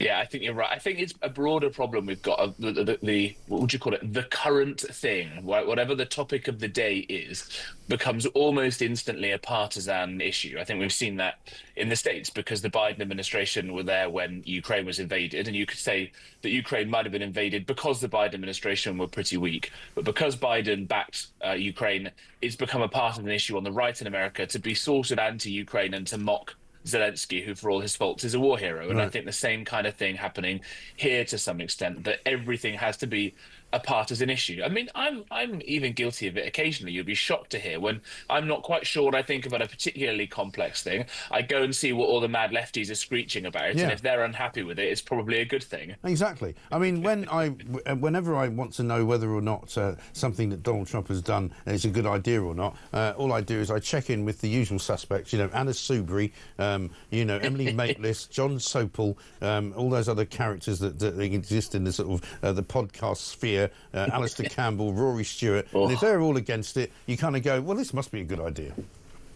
Yeah, I think it's a useful barometer. Right? The world is too big, it's too complicated. It's sort of like in the marketplace of ideas, it's a useful feedback mechanism. And that this is, I think, maybe a problem with some of the punditry out there, that you know what everybody is going to say and think before they do it. And even with someone like Rory Stewart, who I like in many ways, just always lets me down by reliably being wrong about most things these days. He's wrong about everything. Again, it's a useful thing. Yeah, I know. It's very upsetting.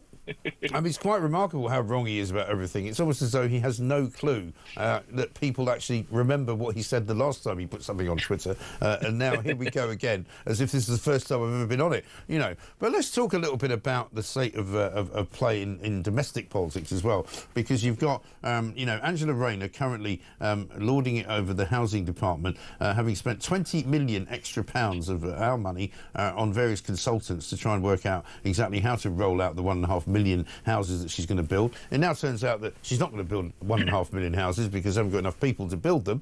We've got Rachel Reeves, who's about to make yet another blunderous, ghastly, hopeless sort of financial statement on March the 26th. She's being accused of being profligate with companies who are now putting their prices up and sacking people. We're told that Jonathan Reynolds is now about to be fined quite severely by the Solicitors Regulation Authority. He presumably is going to have to go out the window. You know, we've got Lord Harmer, stroke Hermer, who's trying to sell off the Chagos Islands. We still don't really know what's happened with that. You know, the list of ridiculousness goes on and on and on. That's only about halfway through the day, really. I don't understand how this government is as bad as it is, and yet it still manages to sort of continue to operate every day. It's extraordinary, isn't it? I think that the problem is, right, when the Tories left, and let's not forget, the Tories lost the election, Labour didn't win. Right. I think people were very clear-eyed that Labour were going to be rubbish. They just thought, we have to get rid of the Tories because of all the infighting, and I completely sympathise with that take on things. But the Labour Party has spent 14 years, rather than getting serious, rather than looking at why Tony Blair won, which was for all of his constitutional vandalism, that he was pretty relaxed about free market economics and genuinely actually seemed to care about the country and to spend on defence despite the disastrous foreign war. They didn't even look at any of those bits, the kind of complicated legacy. They went straight into the loony left bin to see for all the wackiest things they could come up with. And I think they got high on their own supply of saying, It's the Tories. The Tories. They're evil, the Tories. And that isn't necessarily an entirely sufficient manifesto for governing a country. And when they therefore get into government and they don't have any ideas, they thought, well, as long as we get rid of the evil Tories, it will be fine. No, it's a lot more complicated than that. And now they're being led completely by the nose by the same civil servants who led the Tories up the garden path. And everything is floundering because they're just a bunch of low-quality people who've never had proper jobs before. Right. And, of course, what they're planning now to do is to sort of tilt themselves at the welfare budget to say that they're going to slash billions and billions and billions of pounds from it. I don't see how they're going to do it. They haven't said how they're going to do it. They talk about trying to get people back to work who have never worked. They're talking about getting people back to work who are too sick to work. How the hell are they going to make that work? Right. I mean, for what it's worth, I think they're right to try and do this. I just don't think they've got the metal in them to do it. They've not got that iron, because as soon as someone starts kicking off using all the tactics that they spent 14 years using, you highlight one example where something went wrong and say, look at this, isn't this a terrible thing with some tragedy, and ignore the tens and tens and tens and tens of billions of pounds of waste that go on in these systems. The welfare budget is the single biggest line item by a long way. It includes pensions as well. But you've got huge numbers of people in this country who have never worked in their lives and not looking to work. You've got quite a lot of people, by the way, who are here who aren't even British citizens or weren't even born here, who've never worked in their lives. Right. So they've come over here, been able to stay for various reasons, messing around with visas and stuff, claiming welfare checks every single month, have never worked. So lots of these people don't even speak English. Right. There's so that much was a story, fat wasn't that it? could be trimmed. That was a big story this week of the numbers of people, almost up to 1 million people who either don't speak English or don't speak very good English. Right. There you go. They can all go. There's no real way that those people are able to contribute to the economy. No. And there's no way that they're able to contribute then to society if you can't speak English, right? We're excluding the Welsh speakers here as well, and maybe a few people and some Cornish dialects. Yeah. But those people contribute nothing. What are they doing here? Right, I'm afraid we've got to start getting real with this, that we cannot afford the kind of largesse that we've been doing of just letting no skilled foreigners sit here and be paid by our taxes anymore. We can't afford it, even if we wanted to. No, exactly right. James, good to talk to you. Thank you very much indeed. Have a great weekend. James Price, former government advisor. Great one from Tony here. He sent us a picture in of one of the stickers that we've got, the Home of Common Sense stickers on the back of his lorry. He says, finally, got the bumper sticker attached to the work van. You'll now be travelling through Staffordshire, Cheshire, Greater Manchester and Lancashire on a daily basis. Keep up the good work, Tony in Stoke-on-Trent. Well, listen, if you see Tony in Stoke-on-Trent, if you see anyone driving with a bumper sticker that says the Home of Common Sense, you got to let us know. Don't take a picture of it if you're driving, obviously, because that would be wrong. But what I want you to do is to get in touch with us and say that you've seen it, because they're all starting to get out there. And the revolution is underway. Let's get a voice note from Jacqueline. What is all this nonsense that you can't get these scumbags into court? It's very simple. You just tell them, if you don't get into court, you're getting an extra year on your sentence. For every time you play up, you'll have an extra year on your sentence, and you won't be getting half your sentence. You'll be getting the full sentence if you don't move your arse. Now get in the chair, sit down and shut your mouth and listen. Yeah, absolutely right. I would even go further, Jacqueline. I would say, look, if you don't move your arse and you don't get into to the courtroom, we will sentence you to jail for life, forever. Doesn't matter what you've done, you will never come out. It's as simple as that. This is a story this morning on the front pages, of course, about this ghastly triple killer who killed his ex-girlfriend and raped her before he did so, who refused, apparently, to come and listen to his sentencing, who refused as well to take part in the trial. Absolutely unbelievable. Got this from Nicola in Norfolk. Morning, Mike. So refreshing to see some sensible, rational analysis of the Rupert Lowe comments, while everyone else seems determined to hype the story as a massive bust-up to try and talk reform down, which is becoming extremely boring. Well, we don't do that. What we do here is we bring the truth, the whole truth, and nothing but the truth. Sometimes we do get it wrong, though, because it's Gaff Friday. So let's have Harry Cole. Welcome to the team, Harry. He came on yesterday to do his first ever drive time show, and I've got great sympathy with him because it's not always easy to remember the phone number. That's a call, 03844. Oh, sorry, I knew I was going to mess that up eventually. 03444. Wait, it's actually, is that 991,000? I'm going to get that right in a moment. Same number for WhatsApp and 87222 on the text, start your text with the word talk. Hi, Harry. How are you? Welcome to the home of common sense. Thank you. I hope you're enjoying it. Yeah, it's taken a while for me to get through because I keep phoning the number you've been giving out. Oh, yeah, well, so you're probably on the phone to someone in Peru now, yeah. The Met Police. No, I just wanted to... It is great. It is fantastic. Great to have Harry on board. A brilliant man. And political editor, of course, of The Sun. He'll be doing lots more shows, I'm sure, over the course of time. It's 20 minutes past 7. Coming up, Peter Conradi's going to join us from the Sunday Times. We'll talk to him about what's going on with Europe and Ukraine. Now get in the chair, sit down, shut your mouth and listen.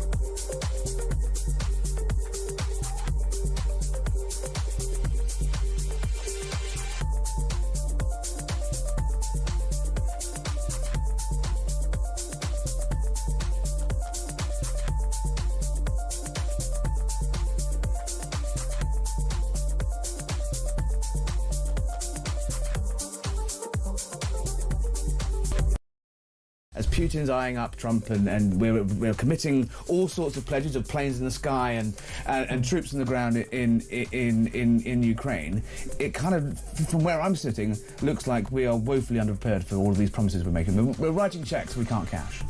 I mean, I have absolute confidence in our forces. If we ask them to do something, they'll be able to do it. What I want to have the ability to do is to make sure that we're equipping them with the very best equipment that learns the lessons from Ukraine. That's not about how Ukrainians fight, that is also about how Russians fight.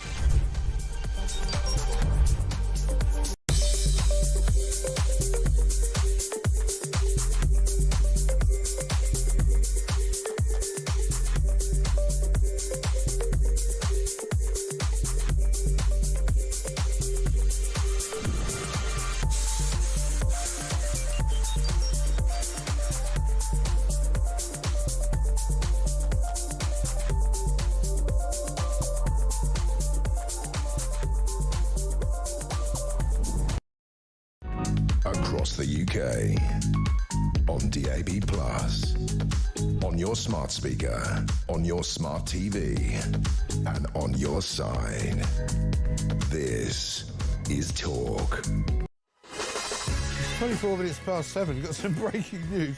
Oh, sorry about this. I shouldn't be laughing, really, but all Eurostar trains apparently have been suspended after a World War II bomb has been found on the tracks. How did they not spot it before? I mean, Eurostar's been going for years.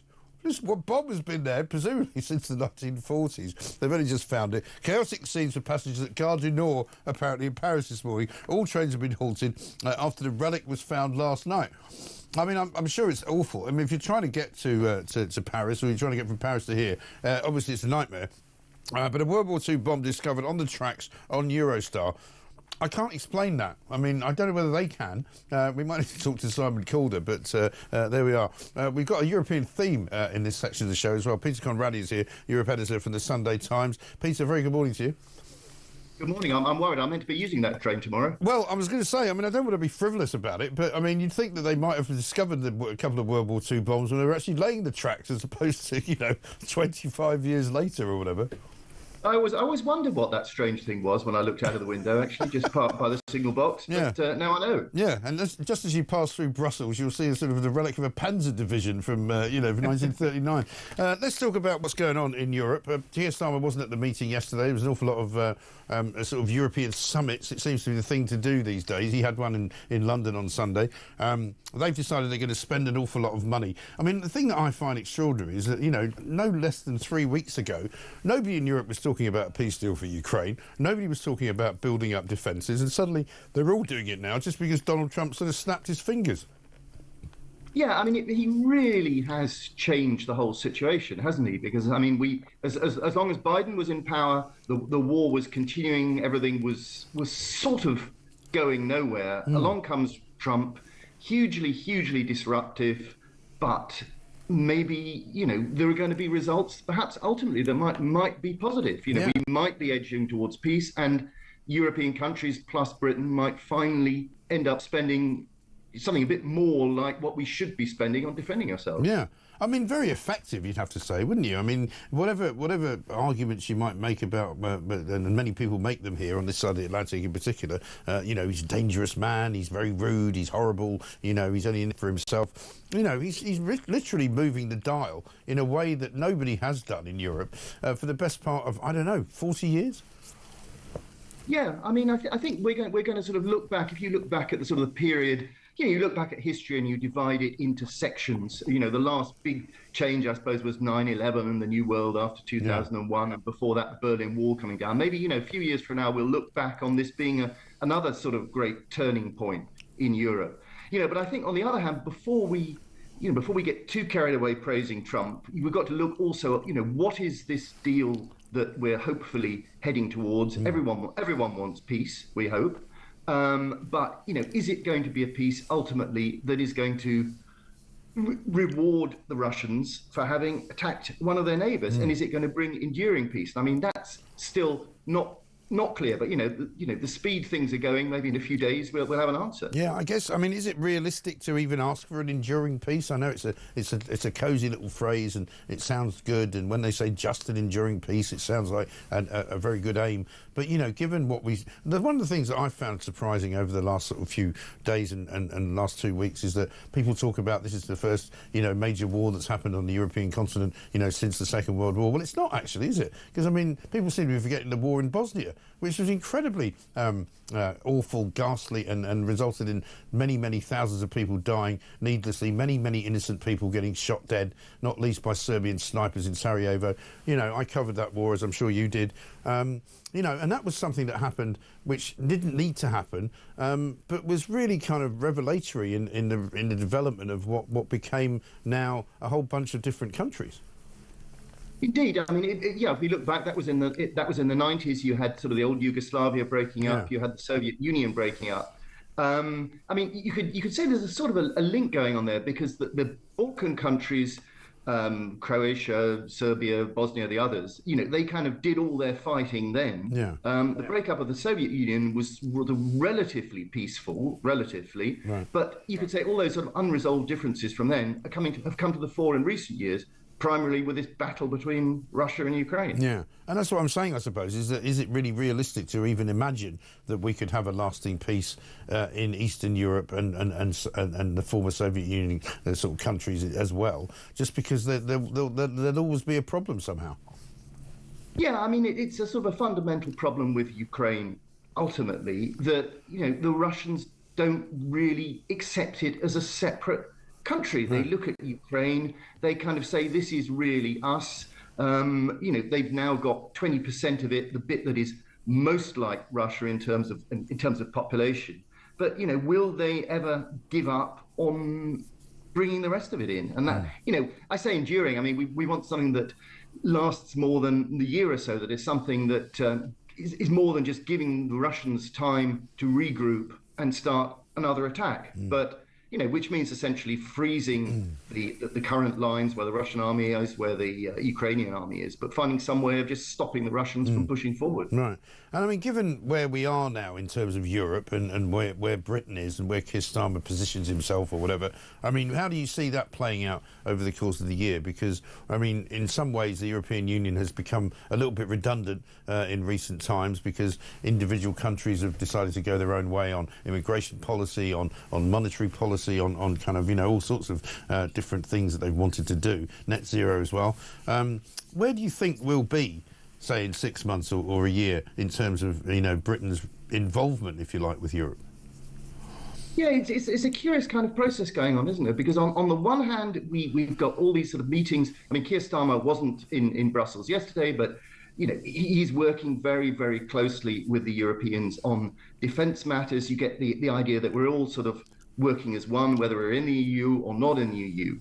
Then on the other side, you've got all the sort of the nitty-gritty, the kind of negotiations about fishing agreements, how much cod you can catch or how much haddock or whatever, and things like some visas for young Europeans. Can they come to Britain? Can young Britons go to Europe? All that kind of quibbling stuff, and it'll be interesting when those kind of talks start, which they will do a bit later this year, how the goodwill that one would expect should be extended towards Britain, because we're sort of there working with the rest of Europe, how much that will actually be demonstrated in the sort of the nitty-gritty, the day-to-day kind of things. Yes, exactly right. Well, we'll watch it with some interest anyway. Good luck travelling on Eurostar tomorrow, Peter. Thank you very much indeed. Peter Conradi, Europe editor of the Sunday Times. Bit of breaking news for you.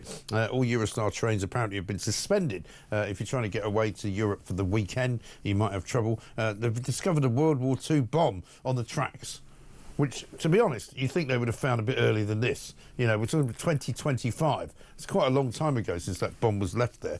Chaotic scenes for passengers at Gare du Nord in Paris this morning, as all trains have been halted after the relic was found last night. Let's get a voice note from Sean. Morning, Mike. Sean from Grimsby here. Forgive me for being a bit sceptical about the cuts to benefits, because some of us have been saying this for years, that people have been mincing benefits. I know at least 15 people, including members of my own family, who have never had a job in their life, right? And the only way to get these lazy people back to work is to say to them and be truthful, look, you either get a job or we're going to cut your benefit money. And then they will get a job. People who have no money will get a job. It's that simple. Trust me on this one, right? I'm right. I know I'm right. Great show, mate. Listen, there's no question, Sean, that you're absolutely right, and I'm sure members of your family who are on the scrounge will be very grateful for you dobbing them in it on national television and radio this morning. The point is this: yeah, you're absolutely right. In America, you can only get unemployment benefit for 6 months, right? After that, you get a job. It's amazing how quickly people find work when they suddenly haven't got any money. You're absolutely correct. Mike, we can't even fill Twickenham with our total armed forces. We don't have a hope, even if we spent 10% with these clowns at the helm, says Christopher. Rob says, I keep hearing that Trump is changing the world order. Well, actually, he's changing the world's disorder, and that is a good thing. And Mike says, Bam Bam says this. Morning, Mike. Great show. Roaring my head off here at Keir being left to the dust in the wind. Exactly right. We've got lots more to do. We've got plenty of time to do it in. Coming up, Steve Berry's going to join us, former Top Gear presenter, a man who knows a thing or two about motoring. We're going to talk about not just a weird roundabout in Wokingham, but we're also going to talk about this rather bizarre claim that's being made currently in London, yet again, that the Ulez system, the Ulez fining system, has created clean air in London. Well, I'll tell you what, I was stuck in traffic yesterday in London, and I will tell you a very different story about how the air actually breathes and how it feels and how it smells and how it is, because it ain't clean, that's for sure. 7:34.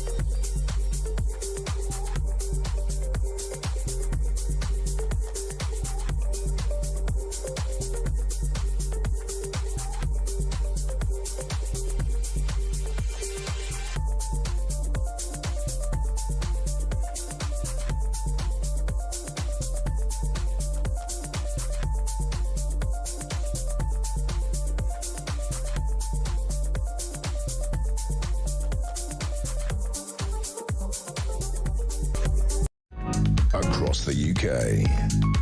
On DAB+, on your smart speaker, on your smart TV, and on your side. This is Talk.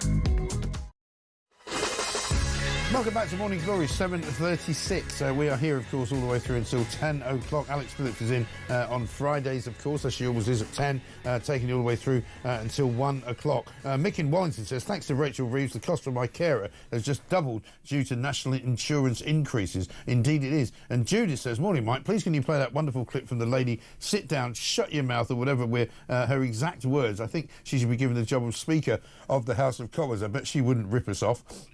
And Pete the Mole says, will Eurostar restaurant now have a new dish called Bomber Surprise? Well, maybe, very possibly. There is a problem with the Eurostar today. They've discovered a World War II bomb on the tracks over near the Gare du Nord in Paris. So if you're trying to get over there, you might have a little bit of a delay because all trains have been suspended. Let's get a voice note from Phil on Lindsay Hoyle. Mike, Phil from Nottingham. Now, perhaps I could be of use to Lindsay Hoyle and David Lammy, because I have to travel and stay away for work. For instance, last month I stopped in East Kilbride in Scotland and I found a Ramada hotel at £48 a night, and it was a tenner for a very nice full English. There you go. That's my details on if I can be of any use to them. Cheers, Mike. So that's about £55 for your trip to East Kilbride, as opposed to £23,000 for Lindsay Hall's trip to Singapore, where he stayed in the Shangri-La Hotel and took an extra suitcase with him so he could bring a load of stuff back. Unbelievable. Let's talk to Steve Berry, former Top Gear presenter, because a couple of stories have come across the desk this morning, and one about an incredibly ridiculous-looking roundabout in Wokingham, right, which apparently, well, I mean, I don't know how to describe it really, but it looks like a work of art rather than a piece of actually road management. And also, a story in the front page of The Guardian today which says that people in London are breathing significantly cleaner air since the expansion of the city's ultra-low emission zone, according to a study. Now, I don't believe a word of that, because we had a study that said that before, and Sadiq Khan was forced to admit that actually they'd made it all up. Steve, very good morning to you. Hello. Morning, Mike. How are you, mate? I'm all right. Good man. Should we start with this ridiculous-looking roundabout? We've got, I think, a video of it, which we're just watching now.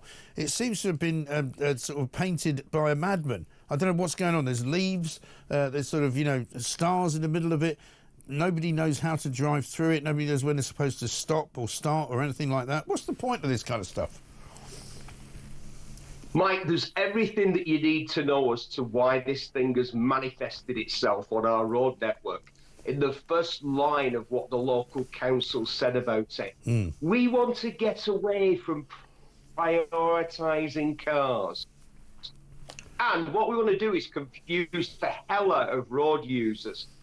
Let me tell you something. My uncle, when I was a lad, moved to Australia, and he drove road trains for a living. Do you know what they are? Yes, I do. It's literally a train on the road. Yeah. And they put adverts on Australian television saying, they put adverts on Aussie telly saying, look, if you see a road train coming, get out of the bloody way. I always said to my son who's just started motorcycling, might is right. It's no... Listen, we'll have to come back to you, Steve, because the lines are really bad. We're going to go to Andrew Rock now, driving instructor. Andrew, I don't know if you're ever in the position of going to Wokingham or going anywhere near these kinds of mad roundabouts, but have you ever seen anything like this? Apart from the other magic roundabouts in places like Swindon and Hemel Hempstead, not quite like this one. This is pretty unique to me in my experience. Yeah. I've got a few things to say about it. On one hand, I actually love the roundabout in terms of its design, or colourfulness, I should say, and the artistry and the creativity in there. And one of the original councillors actually live on my estate and gave me some background as to why they did what they did. Right. With good intentions. However, I'm not convinced that it's the best thing or that it's an ideal. Right. Well, part of the problem with what I would call a roundabout is that it doesn't appear to have anything in the middle of it which you're supposed to drive around. So, I mean, if you're coming from any one of the three access bits to it, and then a subsequent two, there's no sort of indication of where you go.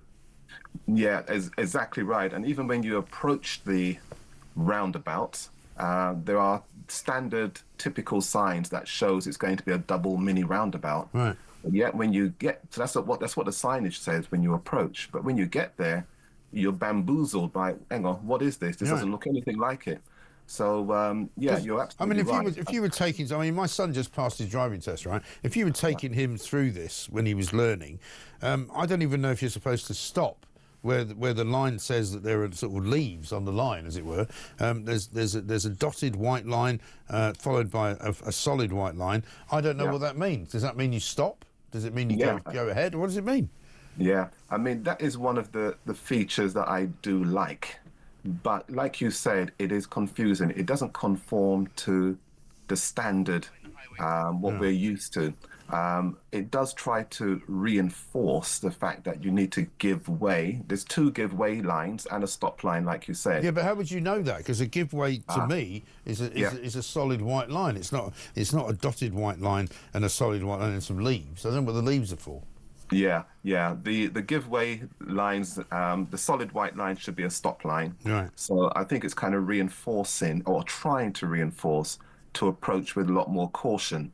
But then on the other side of the leaves, there's a reverse of the straight white line and the dotted line. So what's that for? Do you have to stop there as well?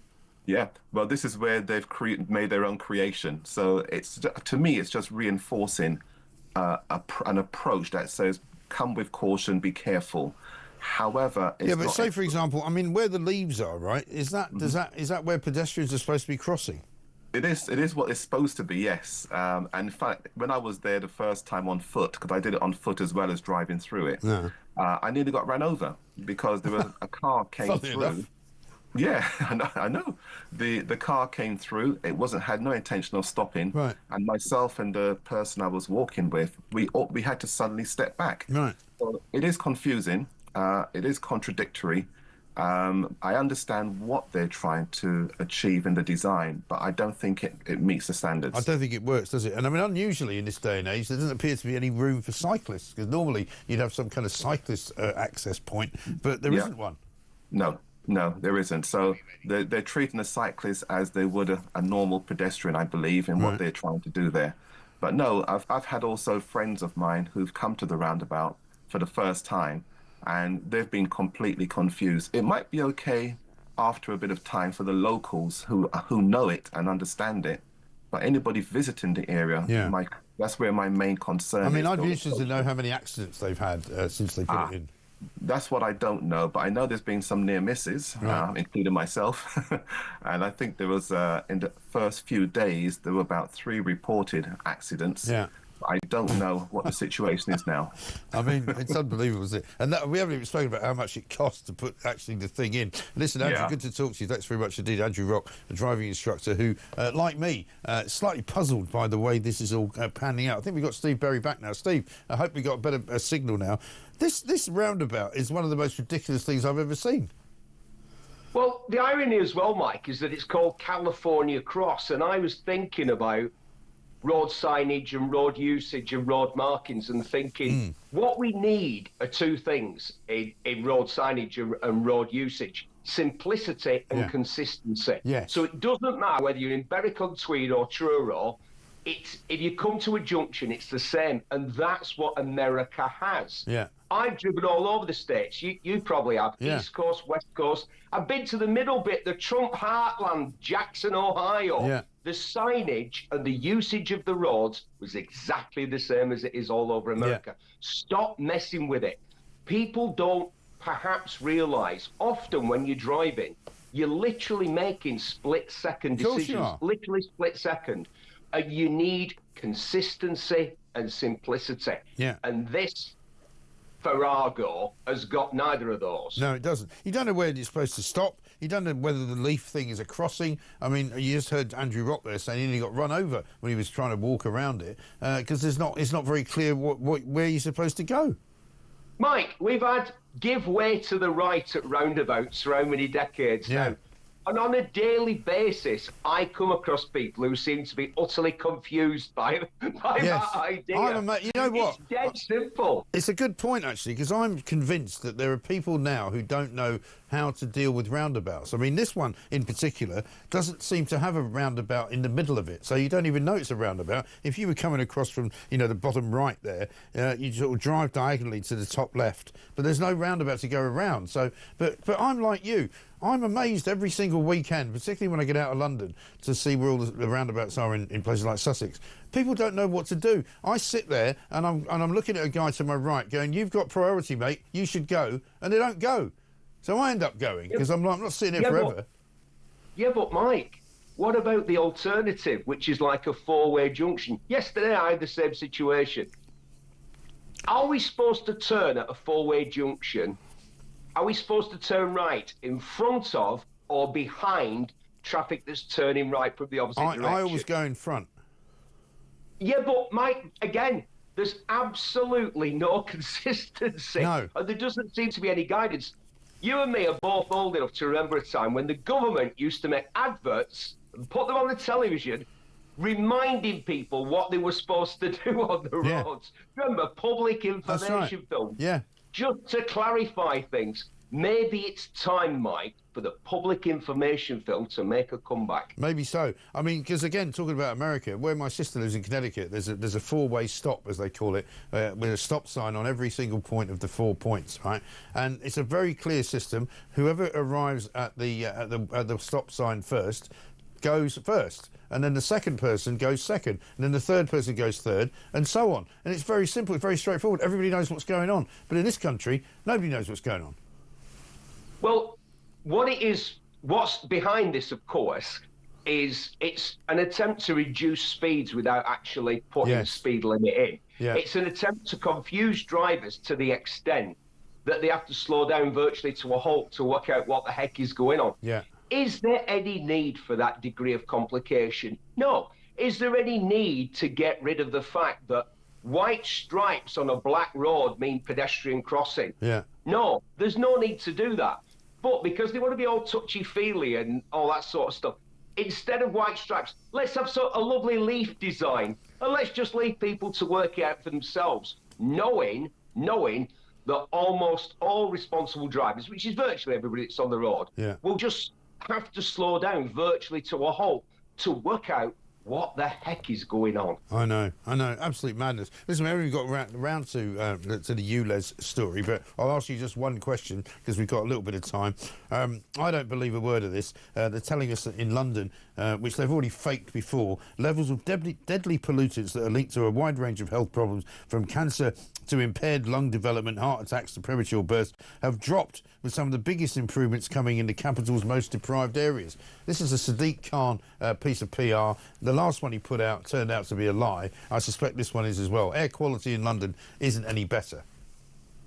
Well, Mike, we've got the clean air zone in Manchester, except, of course, we haven't got the clean air zone in Manchester. We got all of the signage and all of the cameras, which were going to lead to cleaner air in Manchester, but we didn't actually get the regulations passed through. Right. Now we find out that those cameras are going to be given over to police activity. There's a funny thing. So in other words, they all got stuck up, they all got paid for, and now that they're all up there and working and in place, we get told they're going to be used for something different. In other words, snooping on us all up here. So you've got your clean air zone problems down there, and we've got ours up here. And I'll tell you what, no one is telling us what's really going on until it's too late. No, of course. Absolutely right. Good to see you, Steve. Thanks very much indeed. Steve Berry, there, former Top Gear presenter, making perfect sense. Stuart from Bradford says, this cowardly scumbag who raped and killed his ex-girlfriend and family, if he's not in court, surely it's contempt. That's another 18 months added to the sentence. Well, I would add more to that. I would just say, look, if you don't want to turn up in court, you're never coming out of jail. You've been found guilty, you're being sent to prison, you're now never coming out. It's as simple as that. One from Kevin, who says, Paul in York, who says this, I've worked in Crown Courts many times when the prison service around them. If a prisoner refused to attend court, the judge would be informed, and usually the answer would be, I want him brought by using force if necessary. They usually complied. Well, we talked about this because there was a case, I can't remember when it was, but it was one case last year, another particularly ghastly murderer who wouldn't come to court and have his sentence read out to him. And the word was that actually the prison officers, because of health and safety, don't want to get involved in dragging anybody kicking and screaming into the court because it's not right, because they don't want to risk the problem of their own health. And that, I'm afraid, is the wrong way to go. Let's get a voice note from Lisa. Regarding benefits, they give them to the wrong people. My sister's got spinal stenosis in her back, in her neck and the bottom of her back. She's waiting for 2 operations. I'm actually taking her for a pre-op on the 28th of this month, so things are finally moving. She's crippled with it, and because she's not incontinent, that doesn't qualify for any benefits, even though she's in agony with it, bad enough to operate. On top of that, she's been married for 34 years. Her husband died very quickly in the space of 7 weeks of cancer that the hospital didn't pick up on, despite him going for his checks every year. So she's lost her husband, and that's not enough to say that she's depressed over losing a beloved husband of 34 years. And she's living off £74 a week. They won't give her any more, and how she's living is we're having to support her. £74 doesn't even pay the bills. So she's getting nothing. It is so heartbreaking. Lisa, I appreciate you telling us that story. Very sad story indeed. And of course, you're absolutely right, because the people who scrounge on the benefit system, the people who work the benefit system because they know how to, are the ones that they never catch. The people who really need the help, the people who really need the money, are the ones who end up getting damaged and who end up having benefits taken away from them. So I have no faith whatsoever in this government clamping down on welfare at all, because if they do, one, they won't get the kind of money savings that they thought they were going to get, and two, they would only end up hurting the wrong people and stopping the wrong people from getting benefits. It's as simple as that. Breaking news this morning that they found a World War II bomb on the tracks near the Gare du Nord, somewhere in France, on the Eurostar line. So all trains have now been halted. You won't be able to go anywhere on Eurostar today for the foreseeable future. Leslie says, how was the track laid without noticing the bomb? It's a good question. Le boom. I mean, why did they not see it? For heaven's sake, it's been there since the Second World War, and they've only just found it now. I mean, I smell a bit of a rat here. Maybe the French unions have decided they fancy the day off. So they've gone, no, there's a bomb on the tracks, and we've just found it from the Second World War, and so now we will run no trains. Sorry. Thank you very much. 7:53.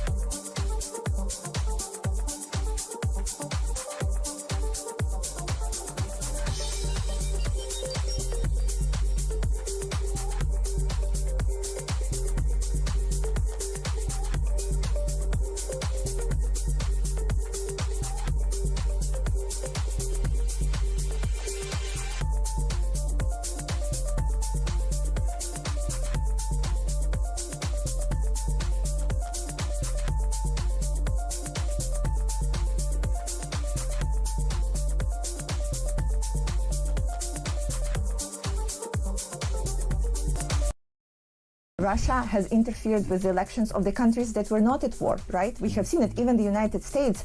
So the risks that if for some reason, somehow, technically, we would be able to conduct some elections, the risk that Russia will influence it is huge. And again, like, why should we? Ukraine is very good in telling our presidents if they're not performing well. We had revolutions, right? So it's up to Ukrainian people to tell our president if he's not working well for Ukrainian people.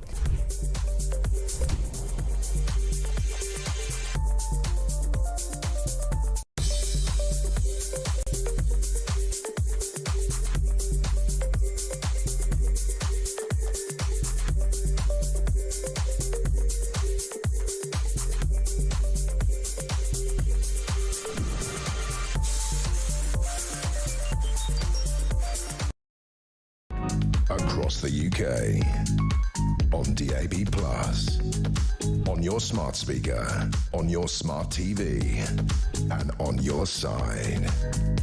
This is Talk.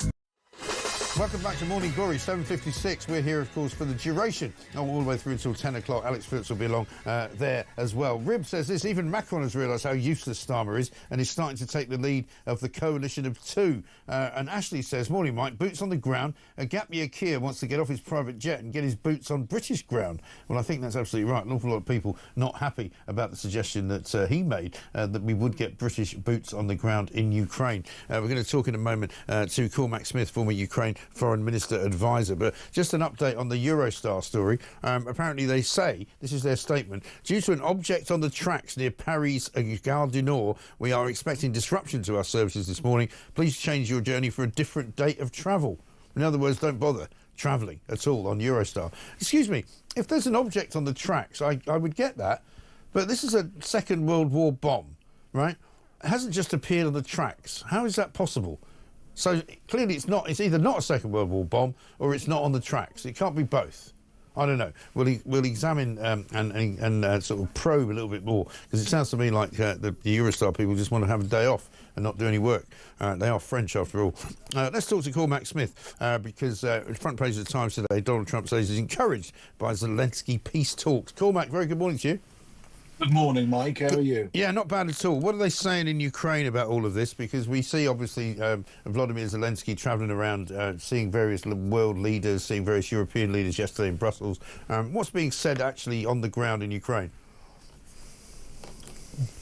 My Ukrainian friends that I talk to have been absolutely shell-shocked over the last week in particular. In fact, today is Friday, isn't it? So we're a week on since those quite stunning and shocking events in the White House, where we saw that, quite frankly, President Zelensky, who most would still see as the greatest war leader of the 21st century, and many have compared him to Churchill, was so disrespected and so bullied in what I went out on a very early interview on another channel after it, and I had no hesitation in saying it was an ambush and that I didn't believe. And yes, you could say that maybe President Zelensky could have approached things in a different way, but I don't think, no matter how he had approached that meeting, I think the Trump administration had decided the outcome that they wanted from it. And you know, recently, one of the most sickening things I've heard was only yesterday from General Keith Kellogg, who is Trump's special envoy to Ukraine. Now, up to recently, people were saying that Kellogg was one of the more pro-Ukraine members of the Trump team, and General Kellogg talked about it's not surprising that Ukraine have come to heel, because that's what happens when you smack a donkey in the mouth with a lump of 2x4. I mean, the level of disrespect. And quite frankly, the other thing I'd say, this is bullying, Mike. And people of your age and my age, we've met a lot of people in our lives, and we've come across bullies. And the one thing about bullies is they always punch down and they suck up. And you will have come across people in your life, and I'm afraid this is how the Trump administration is treating Ukraine at the moment. And it's very interesting. Just one other thing I'll say: if you follow Steve Rosenberg, the BBC's Moscow correspondent, and he reports on what's been said from the Kremlin and what's been said in the Moscow media every morning. Everything the Trump administration has done in recent weeks has absolutely delighted the Kremlin. I'm sure it has. But what I've been saying, Cormac, is that, you know, the performative aspects of all of what you've just been describing are all being done for a reason. And whether you like them or not, we are now talking about peace in Ukraine, which wasn't being talked about even as recently as a month ago. Vladimir Zelensky's accepted that he wants to have peace.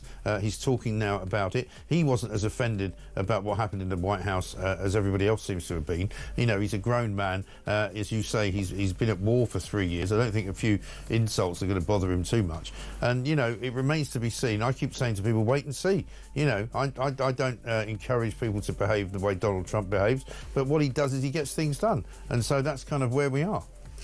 I think what we have to wait and see, Mike, and, you know, look, I agree with you that if we're talking about peace, that's good, but it cannot be a peace on any terms. No, of course, absolutely right. Listen, Cormac, we've got to run. Sorry, we're out of time. Coming back up.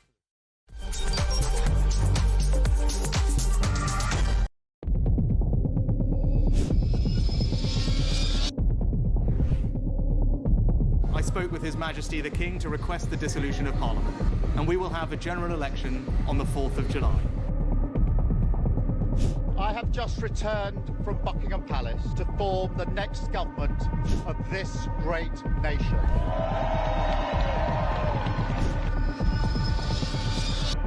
Take a look at what happened.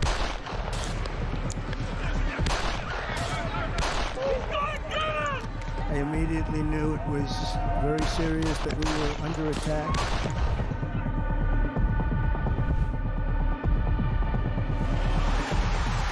The time has come, and this surely is England's time. Williams, who scores, and Spain lead. The shot from distance is in. It is Cole Palmer. Low ball in, or far ball, slides it in. An absolute killer of a goal. I agree with the protest, but I don't think the violence was anywhere near necessary. No, I mean, I don't think anyone, Nigel, would ever think that the violence was the answer at all.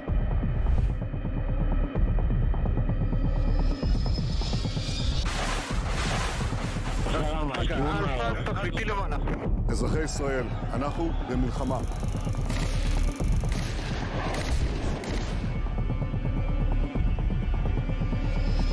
I probably took a bullet to the head because of the things that they say about me. If Donald Trump were president, Putin would be sitting in Kyiv right now. In Springfield, they're eating the dogs, the people that came in, they're eating the cats.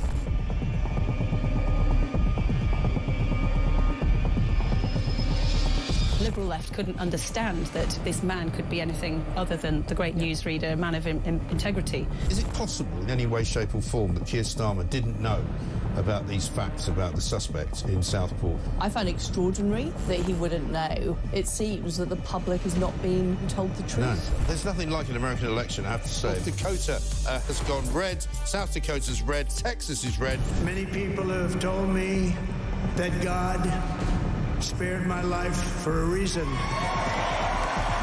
Bloomberg UK reporting Ukraine has made the first long-range missile strike inside of Russia.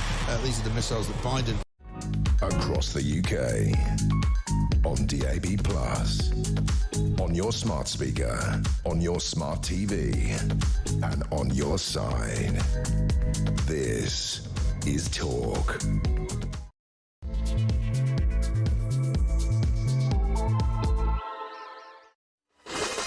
Welcome back to Morning Glory. Coming up to 5 minutes past 6. 5 minutes past 8, I should say, rather.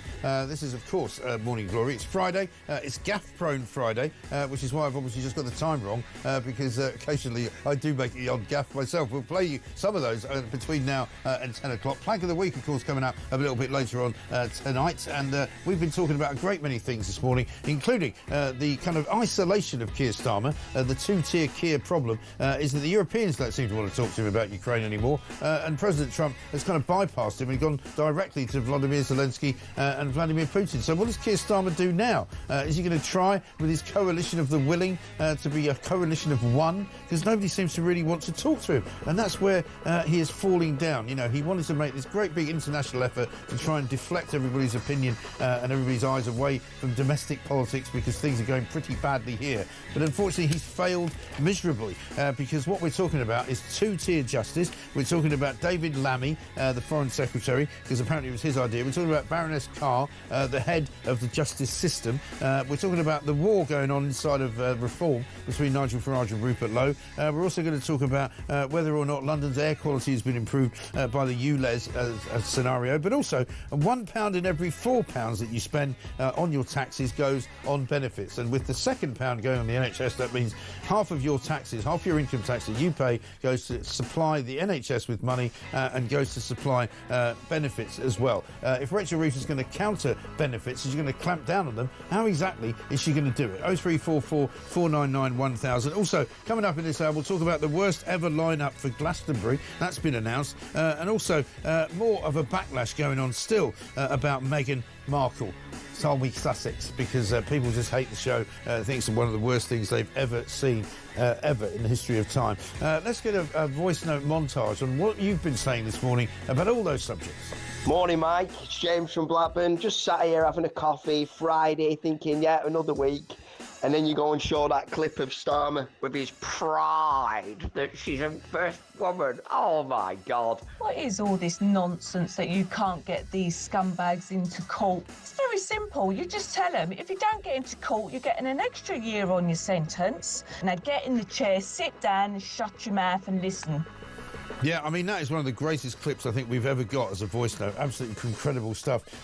Ali in Sidcup says, US don't believe the UK have the same values anymore. That's why they're backing away from us. Well, I think there might be some truth to that. John Rental coming up in this hour. We'll find out what he makes of it. Also, the first tranche of money has been sent over to Ukraine. £752 million has gone over there for military equipment. It was sent yesterday, apparently.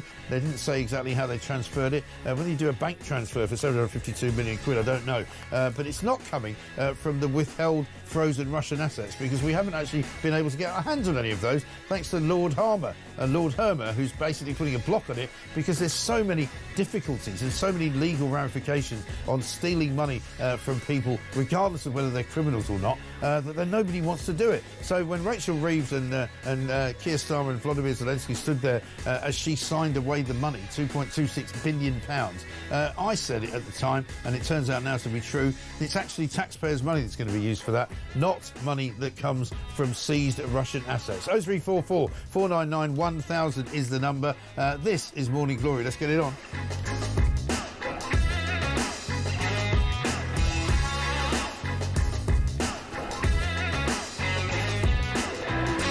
Lynn in the West Midlands says, morning, Mike. With the exception of your show, why is everyone saying Starmer's been doing a great job with Ukraine? Also saying 80% of the public back him. Who are these people? They are no one I know. Great show. Keep up the good work. Well, exactly right. I mean, I don't think there's any question at all that Keir Starmer has been trying to make it look as if he's doing a good job, because every Prime Minister and every President of the United States of America loves the idea of a foreign war, loves the idea of some foreign interaction, because it makes you look good on the world stage. But unfortunately for Keir Starmer, it's all rather backfired. Steve says this, get Rachel Reeves over to Paris. I'm sure she's probably got bomb disposal on her CV somewhere. Exactly right. Yeah, the breaking news this morning. According to the people who run Eurostar, they have found a World War II bomb on the tracks somewhere near the Gare du Nord.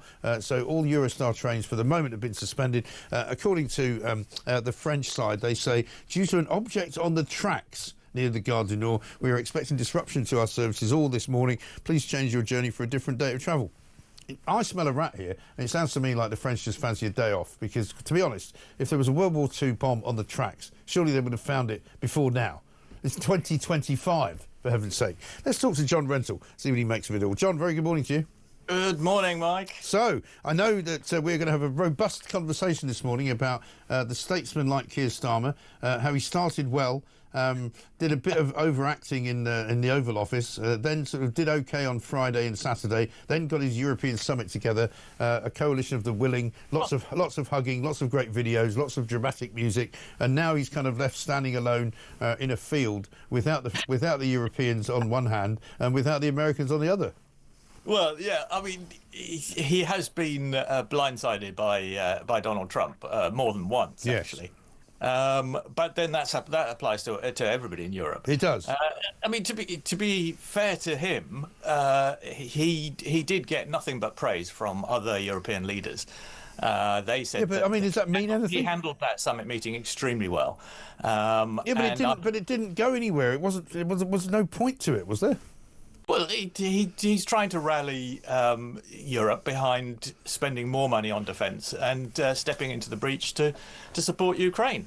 If that's what you think needs to be done, and that is what British public opinion actually wants, then he's doing a good job. Yeah, but except he's only doing it because he was told to do it by the Trump administration, and then they hung him out to dry. No, he's no. On the contrary, they don't want Europe to step into the breach. They want Ukraine to surrender. Really? Well, have a look at what John Healey thinks of what you've just said then, because John Healey's over in America at the moment, and he was speaking yesterday to Pete Hegseth at the Pentagon, and he, I would say, gives a pretty good impression of someone who was told what to do. Last met last month in NATO, and then you challenged Europe to step up. You challenged us to step up on Ukraine, on defence spending, on European security, and I say to you that we are, and we will further. And last week, the British Prime Minister announced the biggest increase in defence spending since the end of the Cold War, and we will go further. You also asked the UK to step up on leadership on Ukraine alongside the US. And indeed, you were with me when we had the 46 nations round the table at a week's notice at the Ukraine contact group. Sounds like he was doing what he was told to do, doesn't it? Well, no, it doesn't. What? He just said, you asked us to do it, and we did it. He just said that. Yeah, but everybody agrees that Europe should do it. So, well, hang on, you just said you thought Trump didn't want Europe to do it. Well, that's the interesting question. I mean, Trump actually wants Ukraine to surrender, so he doesn't really want Europe to step into the breach. But I mean, trying to get a consistent line out of Donald Trump is not easy. It's almost as difficult as getting a consistent line out of you, John. You know.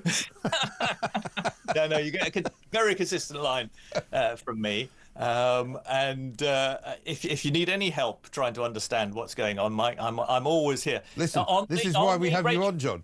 Can I just fact check you on Rachel Reeves? She has lent some money to Ukraine from Russian assets. No, that's not taxpayers' money. That is the interest. No, because you're wrong on the money. They haven't got the money. In fact, Lord Hermer has specifically said that there are problems with releasing the funds from those seized Russian assets. But it's not Lord Hermer. You can't put this on Lord Hermer. No, but this is a very difficult issue. No, it is a very difficult issue because if, in fact, the seized Russian assets were available for spending, the government probably would have spent them before. The reason that they've found this is because they obviously knew that if they said it was going to be taxpayers' money, they would be in a very bad place because there is no taxpayers' money available because of the £22 billion black hole they keep reminding us about, right? So they had to find another way to find this £2.26 billion over the weekend. And so they had a quick look down the back of the couch and went, oh, this is a good one. Let's tell everyone we're going to take it from these seized Russian assets, which have only been seized but have been frozen. And they can't take it because the worry is that if you take that money as a loan and you give it to Zelensky, for example, who does he pay the money back to? Does he pay it back to Britain? Because it's not British money. It's held in a fund by the G7, right? It is not owned by us. We cannot access it. So at the moment, that money is not available. No, but some of the money, I think, is not held. held it isn't. by the British government. Because, as I understand it, it's the interest on yeah, they say that, but it's not true. There is no interest on money that you don't have. You can't work on that principle. That's like you saying to me that, you know, you've got money coming from me that I owe you, and you're going to take the interest from it, which you don't have. You haven't got it.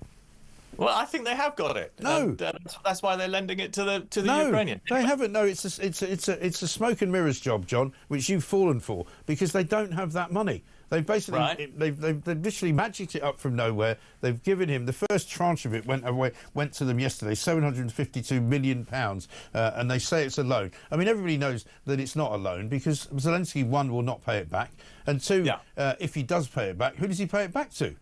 Well, it's got to come from somewhere, Mike, and it doesn't come out of the public accounts. Well, it does in the end, because in the end they haven't got the money. He hasn't got any money. Yeah, but this is the thing. But in the end, they just keep borrowing more and more money to meet their demands because that's all they can do.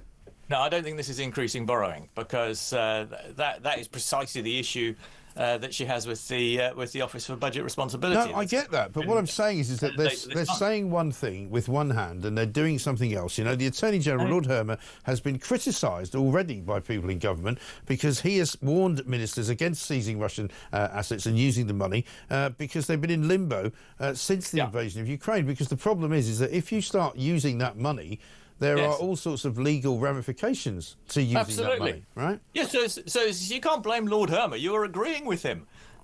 I mean, this is Mike Graham says vote Labour. No, I'm not blaming Lord Hermer. What I'm saying is that Lord Hermer is not allowing the Russian seized assets to be released. Therefore, they're not released. So therefore, once again, Keir Starmer and Rachel Reeves are lying to the British public about where this money's coming from because it ain't coming from Russian seized assets. You know, the interest on Russian seized assets. You can't have interest on money you don't have. Well, you do have it because you're sitting on it. No. Anyway, let's move on from the money. I think you're getting lost on this one, Mike. No, I'm not. No, you're absolutely just believing everything you're told by the government, which is the first rule of journalism. Don't believe a word they tell you.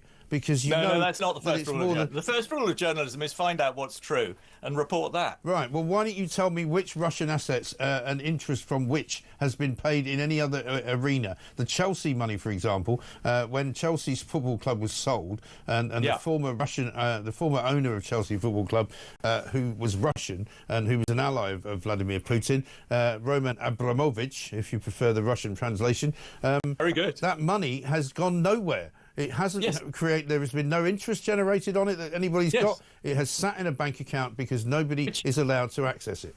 Which makes your point and mine, which is that it is very difficult to get hold of this money because it belongs, you know, it's not clear who owns it. Exactly. And, you can't just expropriate the funds. No, and it's exactly. It's not Lord Hermer. It's not Lord Hermer who's blocking it. No, but he's law, and that is why the government is going to the courts to try and get. Yes, but the overarching point of all of this, John, is that the money isn't there. So for them to say this is money they're using to give to Ukraine is wrong. It's a complete falsehood.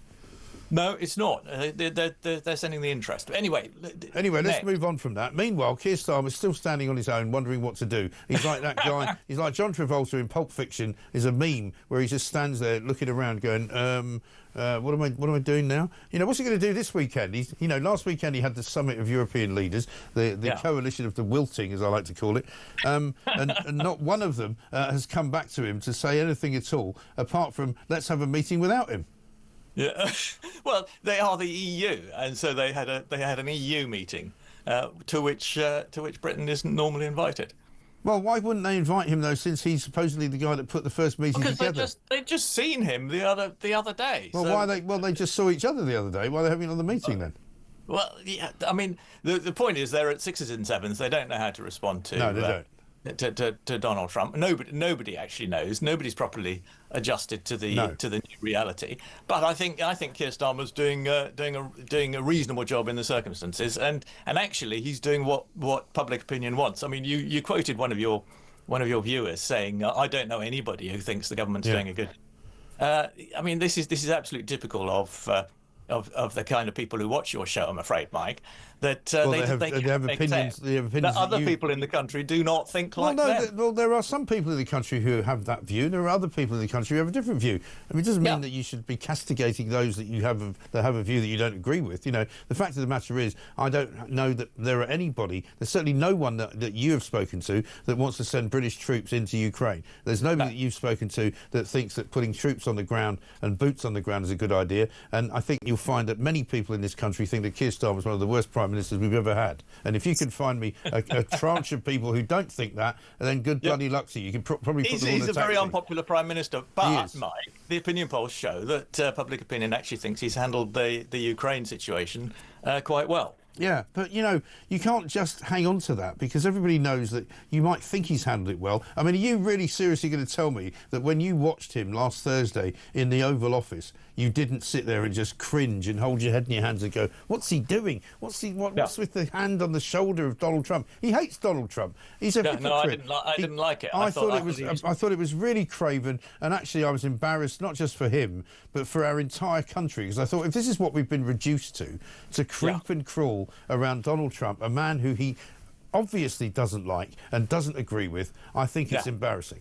Well, I thought it was embarrassing when he handed over the invitation from the King. I mean, it was like really awful. It was like a street hawker selling royal tat to American tourists. He might as well have handed him a mug and said, you know, have you got one of these Jubilee mugs? You know, I brought one. No, this mug is unprecedented. Yeah, it was awful, wasn't it? I mean, nobody has a mug like this. Nobody has a mug as good as this one. It's just it's $5.99. Right. And so, you know, if that is what people think is him doing a good job, then I'm sorry for them. Well, you're entitled to your opinion, Mike. Of course I am. And it's usually right, because, in fact, everything I've said about Donald Trump and everything I've said about Ukraine has turned out to be right. Because, I've had your colleague, Dan Hodges, I know you don't like me to call him that, but he is your colleague. He's a fellow journalist in Westminster. I call that a colleague, you know, it's the same thing.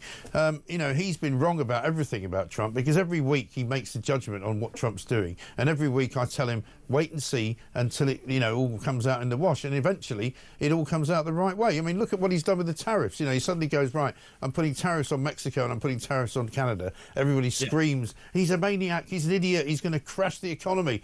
And then the next day he goes, actually, I'm going to lift those tariffs and then we're not going to put them on for another month. That's what he does. The next day he admits he was a maniac and he was going to crash the economy, so he's not going to do it. No. I don't think that reflects to his credit. No, Mike. not at all. No, he threatens people with things and then he takes the threat away when they do what he wants them to do. But people are going to start seeing through that. I mean, they haven't yet. He's all mouth and no trousers on tariffs. I mean, it's much not. He's much not more all mouth serious and no in trousers. Ukraine because there he is actually withdrawing American money and support and material. And that is going to have consequences on the ground, and people are going to die. Yeah, well, people are dying already. It's not Donald Trump's fault.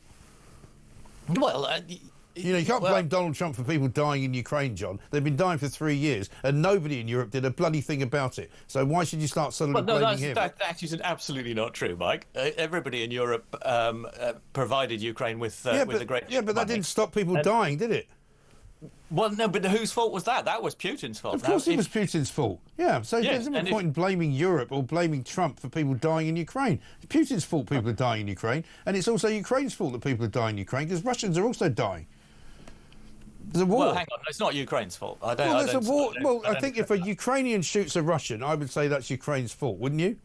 No, because they're defending it's the Russians' fault. They're defending their homeland against an illegal and aggressive.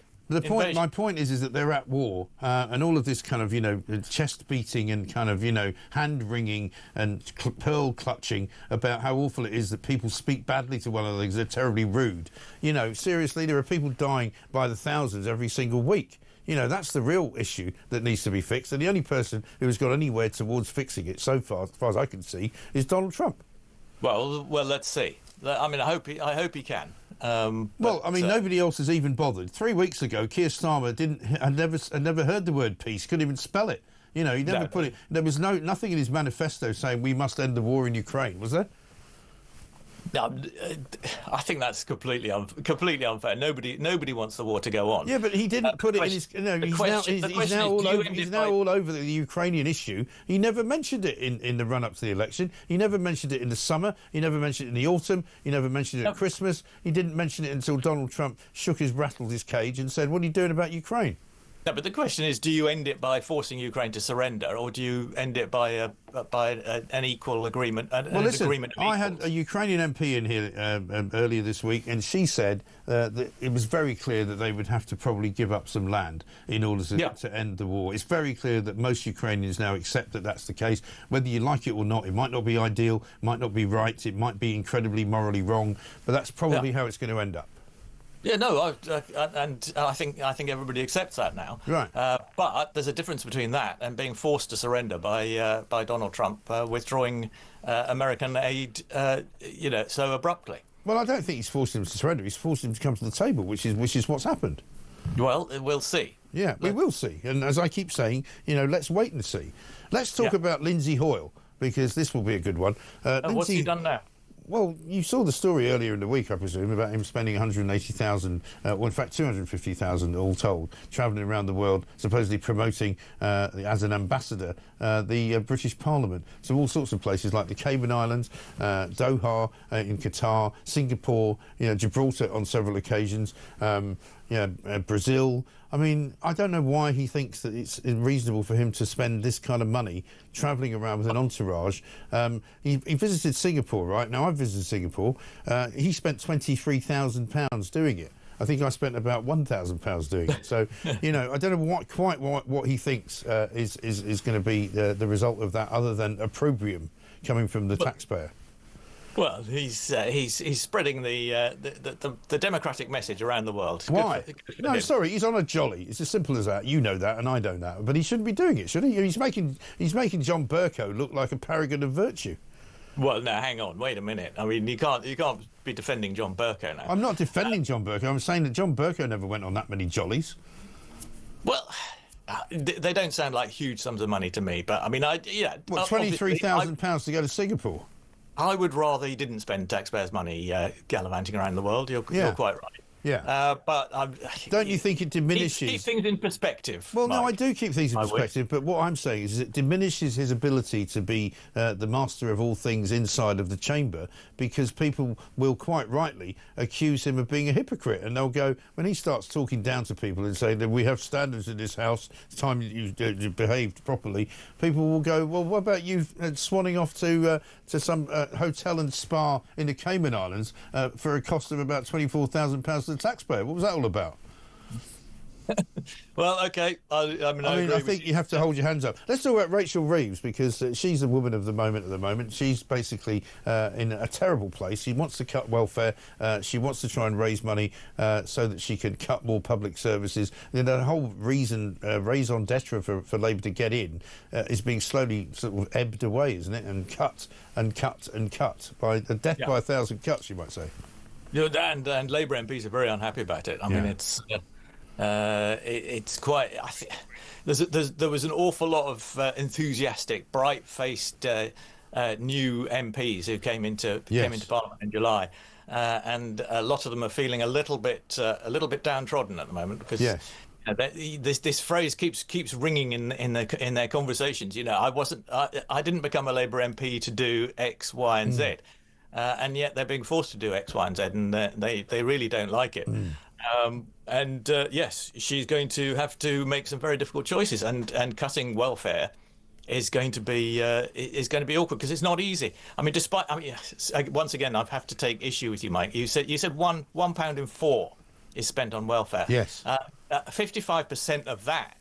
That money goes on pensions, so let's put them aside. Well, this is a Policy Exchange report. It's not me saying it. It's in the Telegraph today. It says the Policy Exchange says sickness benefits bill will rise by 100 billion by 2030, equivalent to £1,500 per person. The Office of Budget Responsibility forecast that income tax receipts will reach 392.1 billion in 2930.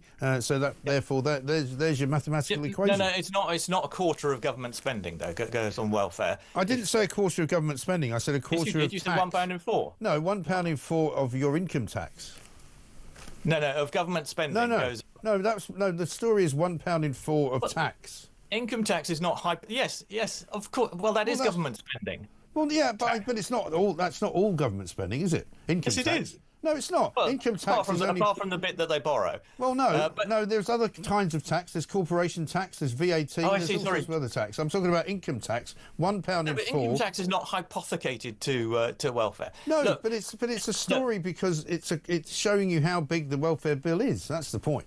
No, it's not, because you're mixing up your numbers. No, I'm not. A quarter of government spending goes on benefits and state pensions. Right. So take out state pensions. So less than an eighth goes on benefits. That's fine. But that is still a large sum of money, and the government is obviously looking at ways to reduce the expected increase over the next. Yeah, but it's not going to be able to do it. Listen, I'm in massive trouble now because not only you've used up a quarter of the entire show by arguing with me, so I'm afraid we're going to have to let you go. But it's very good to see you. Have a very nice weekend. John Rentoul, they're attempting to make some kind of equation out of my suggestion, which is correct, by the way, that £1/4 of your income tax goes on welfare. It is as simple as that. Let's get a voice note from Steve.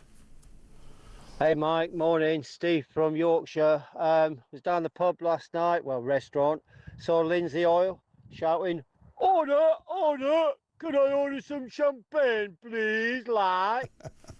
Yeah, and they said, yeah, that's fine, £23,000 a bottle, and he just puts it in through his expenses. Absolutely extraordinary. Helen in Brum says, John Rentoul keeps talking about public opinion. Who? I did a survey of all my family and friends, and they've never been asked. Don't make things happen that don't happen. Absolutely right. 8:31.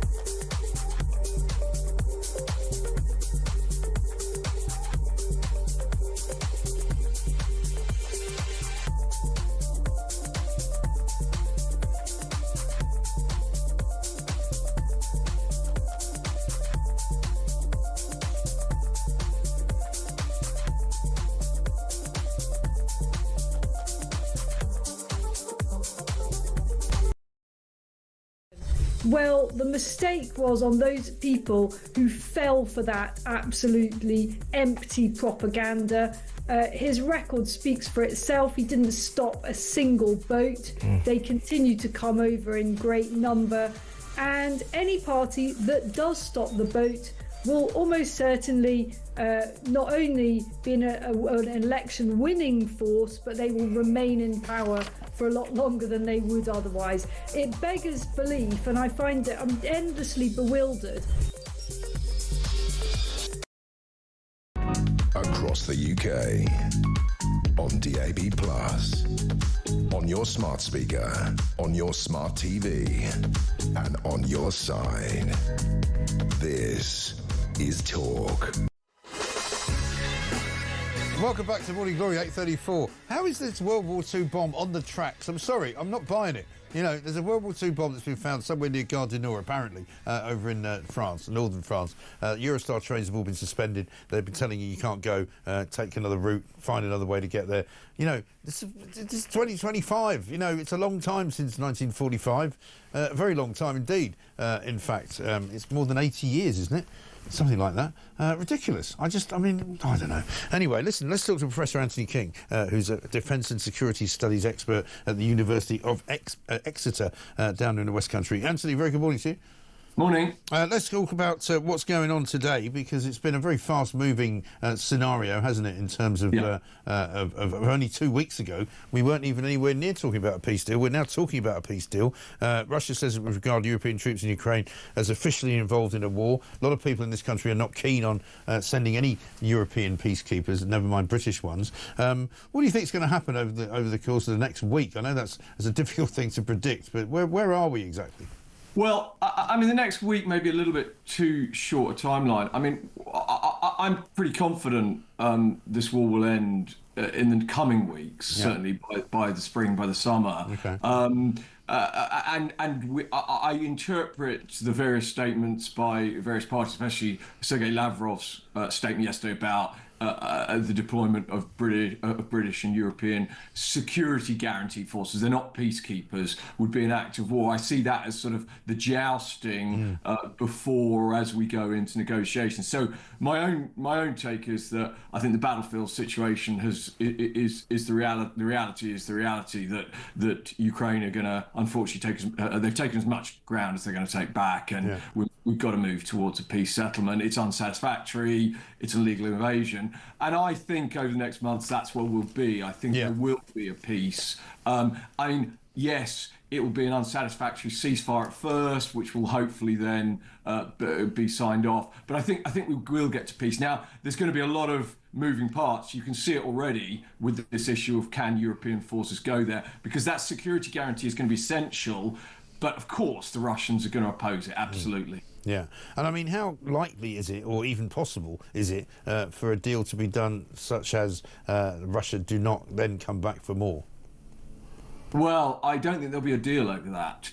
I think that, you know, it's pretty clear from this administration in the Kremlin, the Putin administration, that frankly force and deterrence is the only language they understand. Yeah. So I think I'm absolutely convinced that some security, if we don't want a future further incursions and a security for Ukraine and the instability that would bring to Europe much more widely, I think security guarantees are completely essential. Now, people talk about boots on the ground. They're not irrelevant, but we're talking about packages of air defence, of wider military deterrence. So it's a very serious question for Europe. And of course, as we know, and as you've mentioned already, the US administration is not at this point interested in providing that security guarantee. I mean, what that means is not quite clear to me, but they've stated they're not interested in that. Europe's got to do it. Yes. And where does it all leave Britain and Keir Starmer? Because it seems to me that he's sort of slightly out in the cold at the moment. He's not involved in yesterday's conversations in Brussels with the European leaders. He's not really involved in the White House anymore. He's kind of outlived his usefulness, if you like, to Donald Trump, it seems, for the short term anyway. Well, I might interpret it differently. I mean, it's possible that Prime Minister Starmer will make a mistake and be sidelined. I actually think the articulations from the White House yesterday are different in my interpretation, which is actually the UK is a trusted intelligence and military partner, and that they might be a bridge in the military sense, in the deterrence, the security guarantee sense. They might be the bridge between the US, who's not interested, and but leveraging US support in some way and providing a bridge, a framework in which the European security guarantee to Ukraine might happen. Now, in terms of the Labour Party policy, of course, you know, events, dear boy, have really occurred to this Labour government. That if you looked at the manifesto last summer, they weren't interested in defence, weren't interested in military matters. But unfortunately, war has been interested in them, and in a sense, Starmer and his entire cabinet has been moved to a place where defence and security is the prime issue of the current era. they're going to be committed, like the rest of Europe, to a very significant increase in defence spending. The Ukraine security guarantees, the change of defence architecture in Europe is going to cost a lot of money. So, in a way, we're in a position where the entire manifesto is changing as we watch. Yeah. And is Starmer good enough, skilled enough to manage all of those dynamics, the transatlantic one, the EU one, transformation of his own manifesto? I don't know. In a sense, I really hope so, from a non-party perspective, because otherwise Europe and the UK and, of course, Ukraine will be in a bad situation. Yeah, I think that's absolutely right. And my fear is that he's not good enough to do it. Professor Anthony King, thanks very much indeed. Defence and Security Studies expert at the University of Exeter. We've got loads of great messages coming in. I haven't got to them all. I'm going to try and get through them. But let's get another gaff in, because it is Friday, of course. Here's Alex Phillips getting called the wrong name. Good morning, Prithvi. How are you this morning? What a lovely scene to see our Prime Minister with the tail between his legs. Yeah, do you know, you're absolute I'm calling you Petri now. Everyone's called Petri today. You called me Petri and it's got stuck in my head because I'm like, blimey, I'm not Petri. But anyway, so there you go. I'm going to call you Petri in return. Everyone's Petri. We're all Petri. Julia, the problem was that why have we still got Lammy there as well? Why are all these people? It's costing us a fortune. We've got nobody at the helm. Julia, you read that last paragraph there. It's literally like, it's like a kid, isn't it? I'm Julia now. Blame it. I'm going to rotate through all the names. Who have we missed? I mean, am I going to start having to have male names? I'm going to be Kev next. Here you go. Hold on. I'll make your life easy. I'm Ian Collins. Lovely. You sound like it. Herbie, my darling, thank you ever so much. Even though you have no idea what my name is, that's fine. It's Alex, by the way. Alex Phillips back at 10 o'clock this morning, by the way. Here's a voice note from Dave on the Wokingham Roundabout. Morning, Mike. It's Dave from Wokingham. I live near there, and it's actually in Finch Hampstead, just outside Wokingham. And the overhead shot is deceiving, right? When you're driving on that, approaching that roundabout in a car, you don't know what the hell you're doing. No one does. So I avoid it like the plague. I'll rather drive a few miles to go around it than to go through it. It really is the most weird thing I think I've ever seen. I mean, there's a gusset there somewhere, isn't there? I don't know. Anyway, listen, coming up, we're going to talk to Helen Fields, criminal barrister and author. There's a shop robber who's been told in no uncertain terms to back off by a shopkeeper, or a customer rather, who's a black belt in karate. That's all coming up next. This is Talk.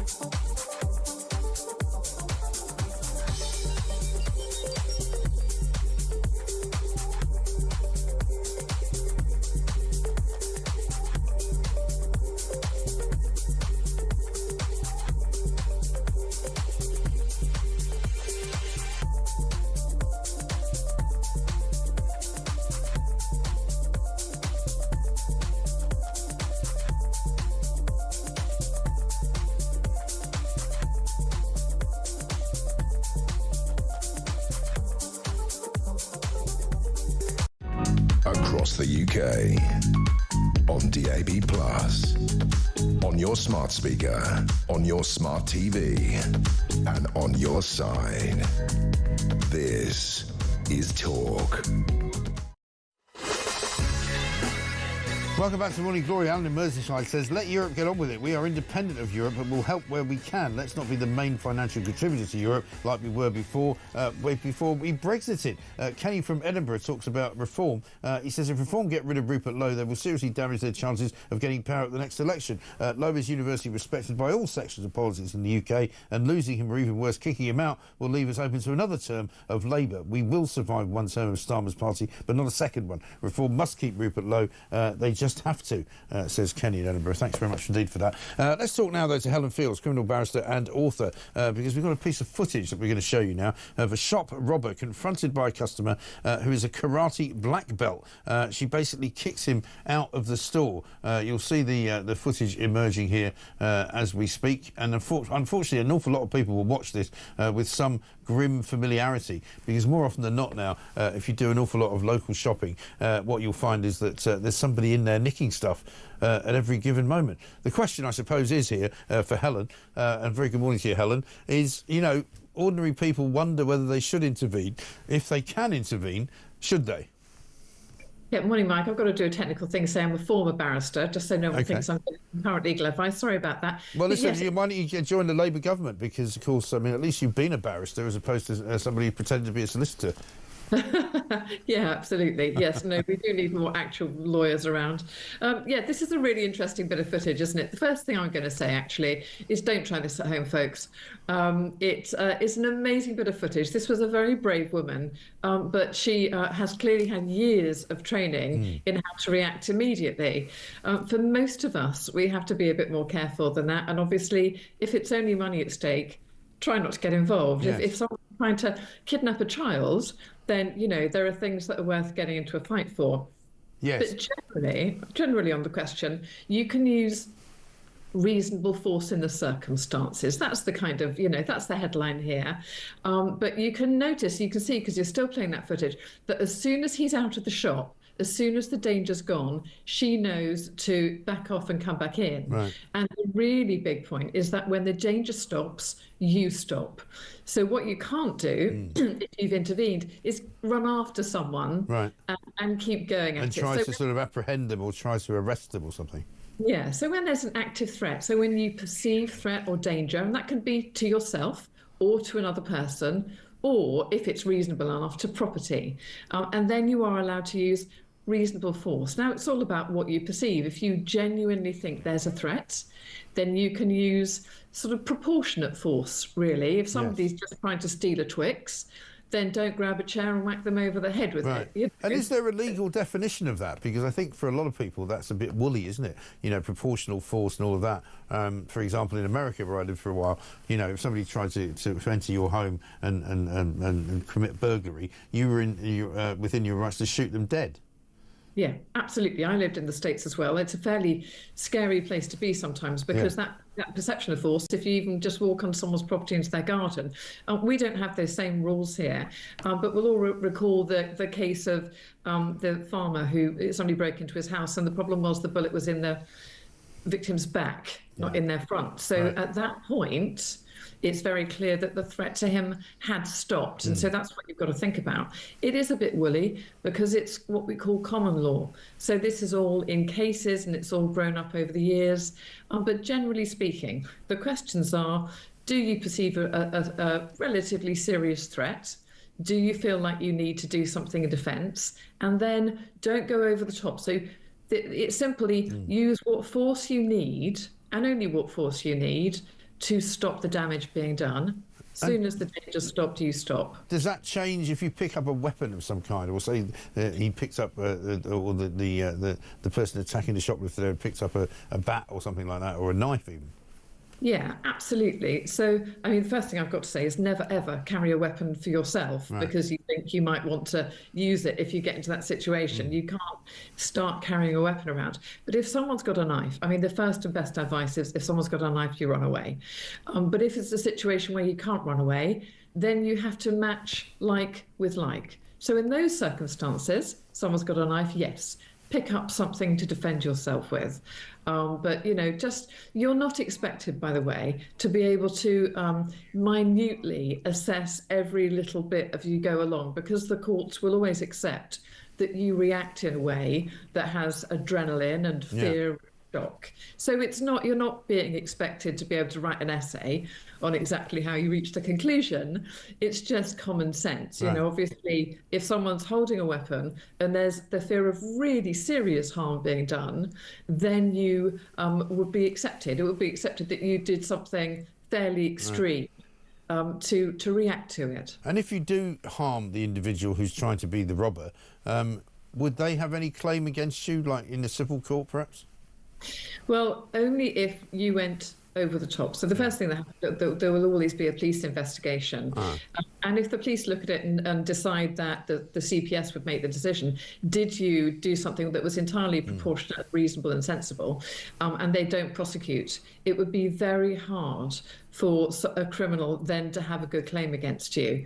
The problem with civil claims, so the problem with being sued, is if you go over the top in defending. So if it's someone's trying to steal a bicycle and you disable them for life, you're going to get sued. Yeah. But really, those moments when you're going to do something heroic are few and far between. But when you do have to kind of keep the best calm head you can and just think, what's needed, what's really necessary in these circumstances. Because as soon as you become the aggressor, as soon as you go over the top and it's you being unnecessarily violent, that's when you put yourself at risk. Yeah, interesting stuff. Helen, good to talk to you. Thank you very much indeed. Helen Fields there on that story that we were looking at there of a shoplifter being busted and chased out of a shop by a woman called Marie Kerrin, who happens to also be fitted with the world's smallest pacemaker, bizarrely, inside her heart. This is a random piece of information there. Hope that was helpful. Alan Middlesbrough says this: yesterday my missus had to kill her now at King's Cross Station in London. She went to the ladies' public toilet, which was quiet, and while washing her hands was joined by a 6-foot-plus man who had made minimal effort to look like a woman. She made a hasty retreat for safety reasons. The wife was told many men use ladies in King's Cross as toilets because they are cleaner. More societal decline in London. I know, just dreadful, isn't it? Shocking. Coming up, we speak to Kirk Clugstone. He runs an app, believe it or not. We talked yesterday an awful lot about giant rats in Birmingham, rats the size of cats. He runs an app in which he tries to stop fly tipping from happening. He says it's a great success. We'll find out why and what he does. This is Talk.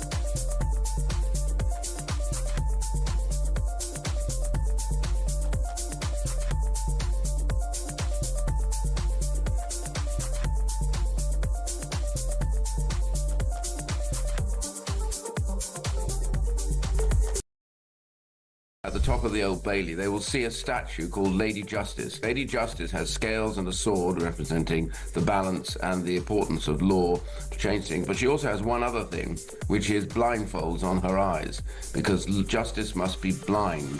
And this set of recommendations would have stripped that blindfold off Lady Justice to make justice no longer blind. And the importance of being blind when you talk about justice is that you don't take account of anything else except for the criminal and their behaviour.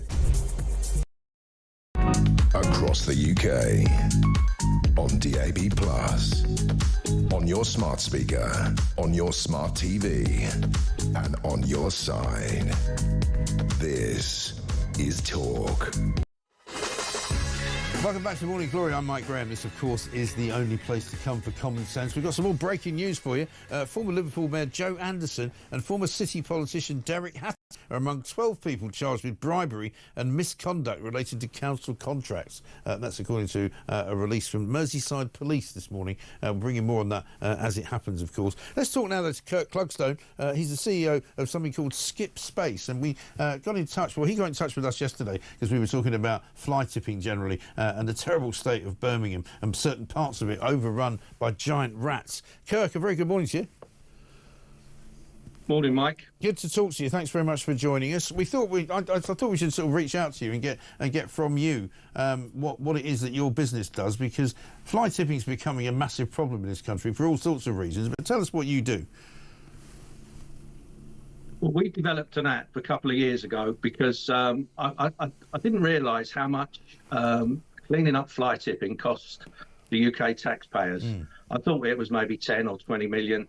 In fact, it's £1.38 billion a year just to clean up fly tipping. Right. I've got those figures from the Environment Agency. So I thought I'd try and do something about it. I've developed an app aimed at councils to help them eradicate the problem and obviously to save the UK taxpayers money. Right.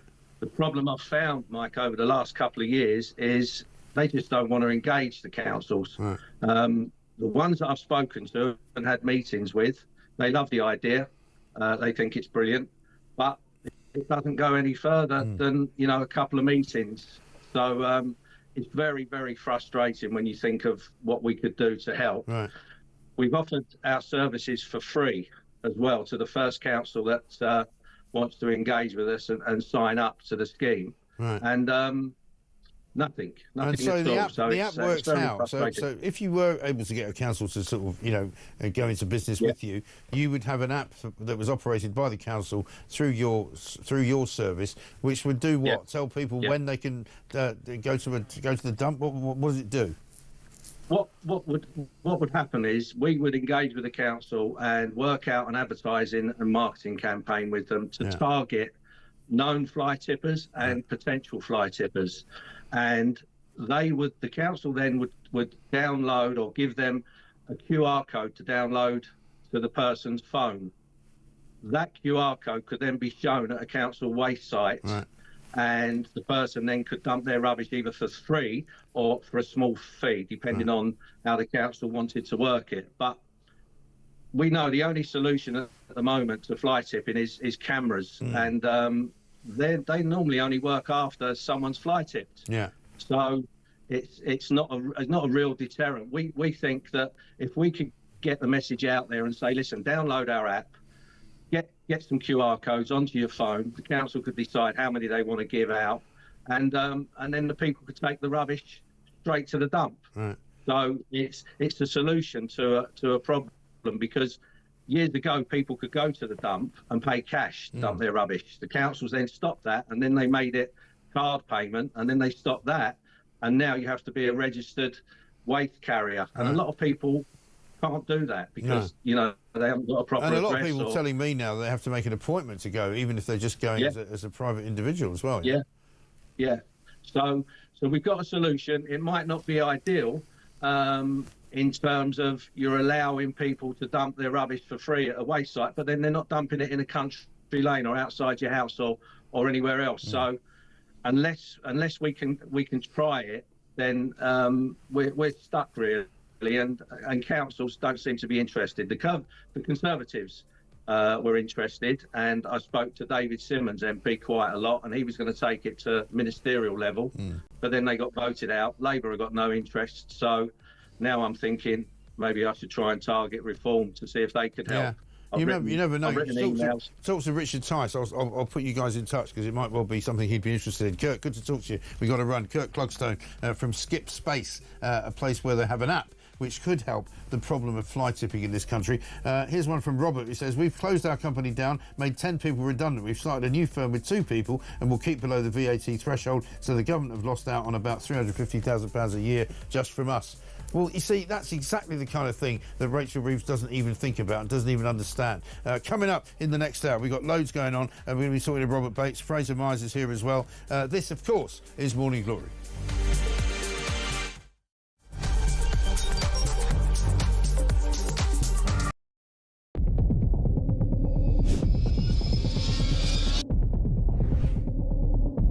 I spoke with His Majesty the King to request the dissolution of Parliament, and we will have a general election on the 4th of July. I have just returned from Buckingham Palace to form the next government of this great nation.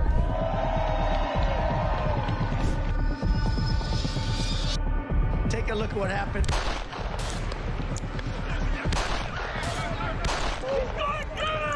I immediately knew it was very serious, that we were under attack.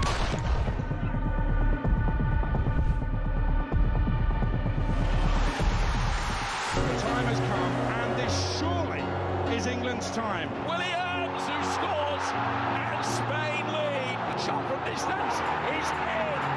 It is Cole Palmer. Low ball in, or far ball, slides it in. An absolute killer of a goal. I agree with the protest, but I don't think the violence was anywhere near necessary. No, I mean, I don't think anyone, Nigel, would ever think that the violence was the answer at all.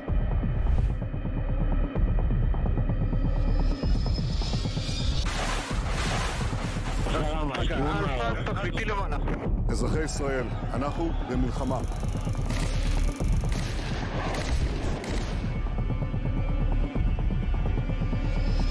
I probably took a bullet to the head because of the things that they say about me. If Donald Trump were president, Putin would be sitting in Kyiv right now. In Springfield, they're eating the dogs, the people that came in, they're eating the cats.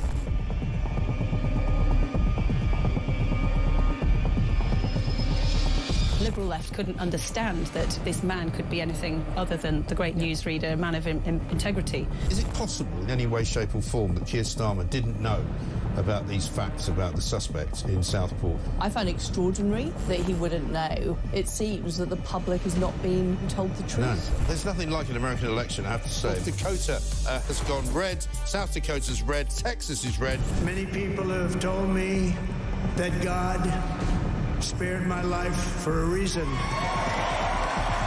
Bloomberg UK reporting Ukraine has made the first long-range missile strike inside.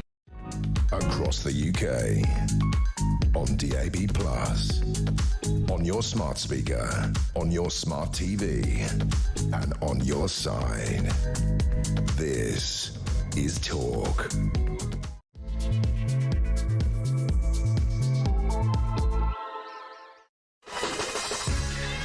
Welcome back to Morning Glory. Coming up to very nearly 3 minutes past 9. We are into the final hour of the final show of the week. It is Friday, of course. It is the 7th of March. And I have to tell you, it has been yet another extraordinary week in the dangerous world of international journalism. We've seen all sorts of things from the European meeting organised by Keir Starmer on Sunday, the Euro summit, where he tried to put together a coalition of the willing.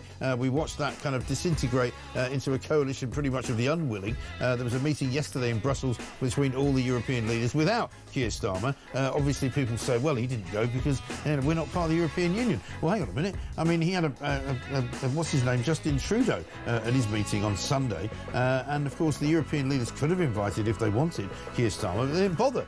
What does that tell you about the importance of Keir Starmer on the international stage? I would say not very much. They don't really care about him in Washington, D.C. either, after his rather ingenious performance a week ago yesterday, when he went and unveiled the letter that the King had sent Donald Trump and put it to him that, he wanted to get an answer there and then, and put his hand on his shoulder. It was all very creepy. It was all very weird. It was all very sedulous, I'm sorry to say. I just thought it was absolutely embarrassing, not just for Keir Starmer, but for this entire country as well. Meanwhile, trouble at home, there's nothing going away that he wants to go away. There's problems in the NHS. There's problems, of course, on the railways. There's problems, of course, in crime and policing.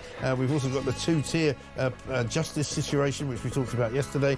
And nothing is going right for the Net Zero Brigade either. So really, Keir Starmer is having the mayor of all mayors, it has to be said, as the Prime Minister. Let's get some views from all of you, what you've been saying to me today.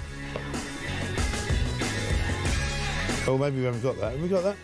No, we haven't got it. Oh, never mind. Well, we'll come back to that. One from Michael in Henley, who says, Mike, it's so sad to hear from your barrister contributor emphasising that exercising right from wrong might get you into trouble. Growing up in the 1950s, so many teenagers joined the Scouts. We knew right from wrong and how to act, how the world has changed for the worse. Yeah, well, they didn't do too much shoplifting back in those days either. 0344 499 1000. It's Gaff-Prone Friday, of course, as well. We'll be talking to Kieran Mullen, Shadow Justice Minister, coming up, and much else besides. Send us a voice note if you wish. This is Morning Glory. Let's get it on.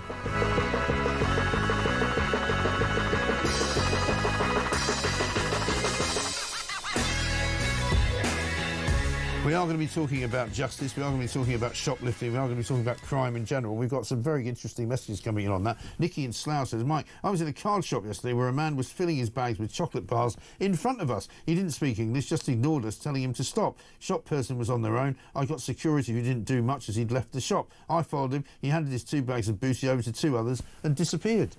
A lot of people see this. Hi, Mike, I'm surprised the police didn't arrest the woman for stopping that shoplifter going about his job.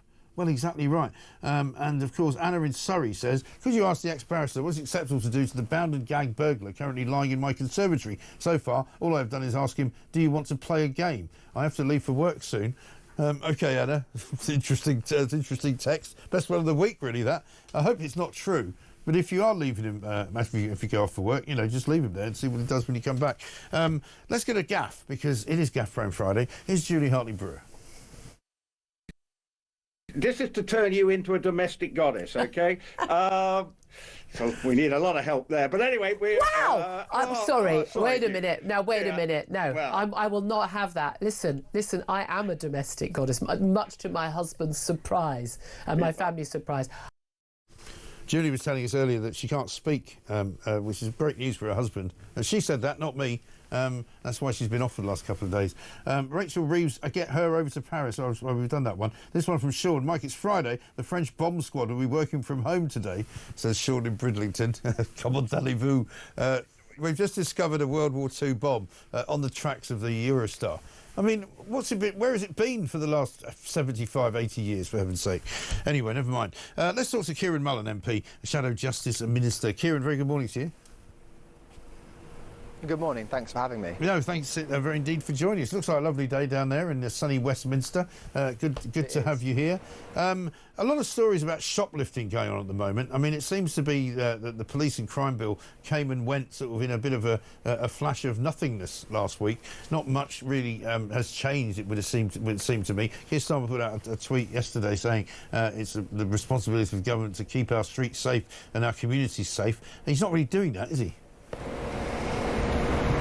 And actually, when we looked at the detail of the bill and all these big promises they made about crime, it's handfuls of people that they expect as a result of the laws they're bringing in to end up in prison as a result.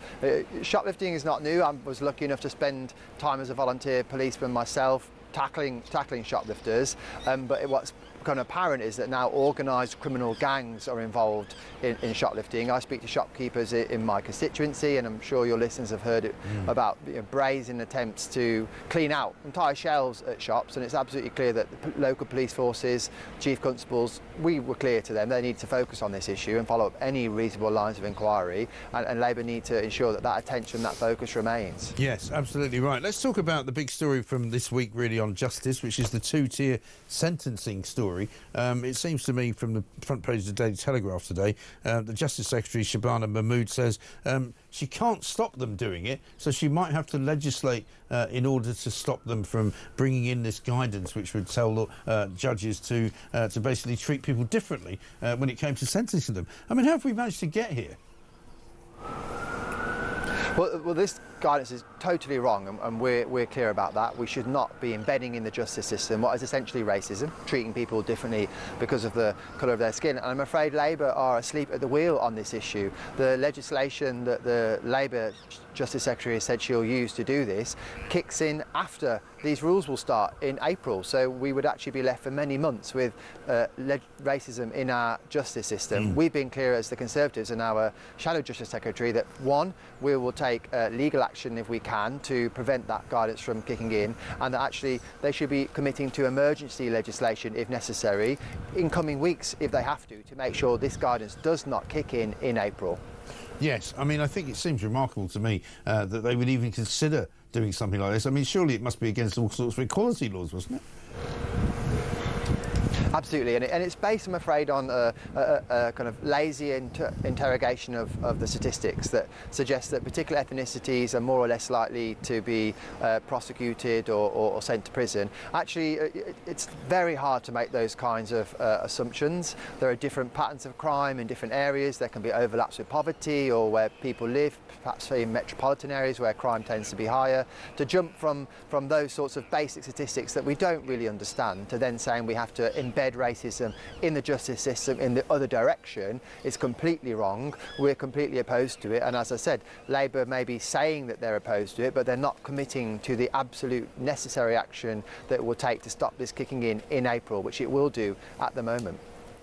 Yesterday there was a bit of a rumble in the jungle in the Reform Party. Chris Philp tweeted last night about what Rupert Lowe said about Nigel Farage. He said, Rupert Lowe has said out loud what we all know, Reform is just a protest party with admittedly good slogans but no credible plans. Let's have a look at what Nigel Farage said to Harry Cole, the Sun political editor who was hosting our Drive Time show yesterday right here on Talk.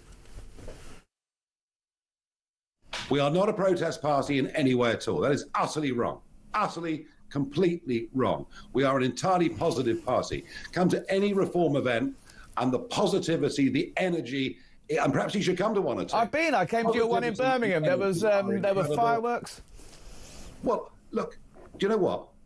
If I've got a following out there, that's a good thing.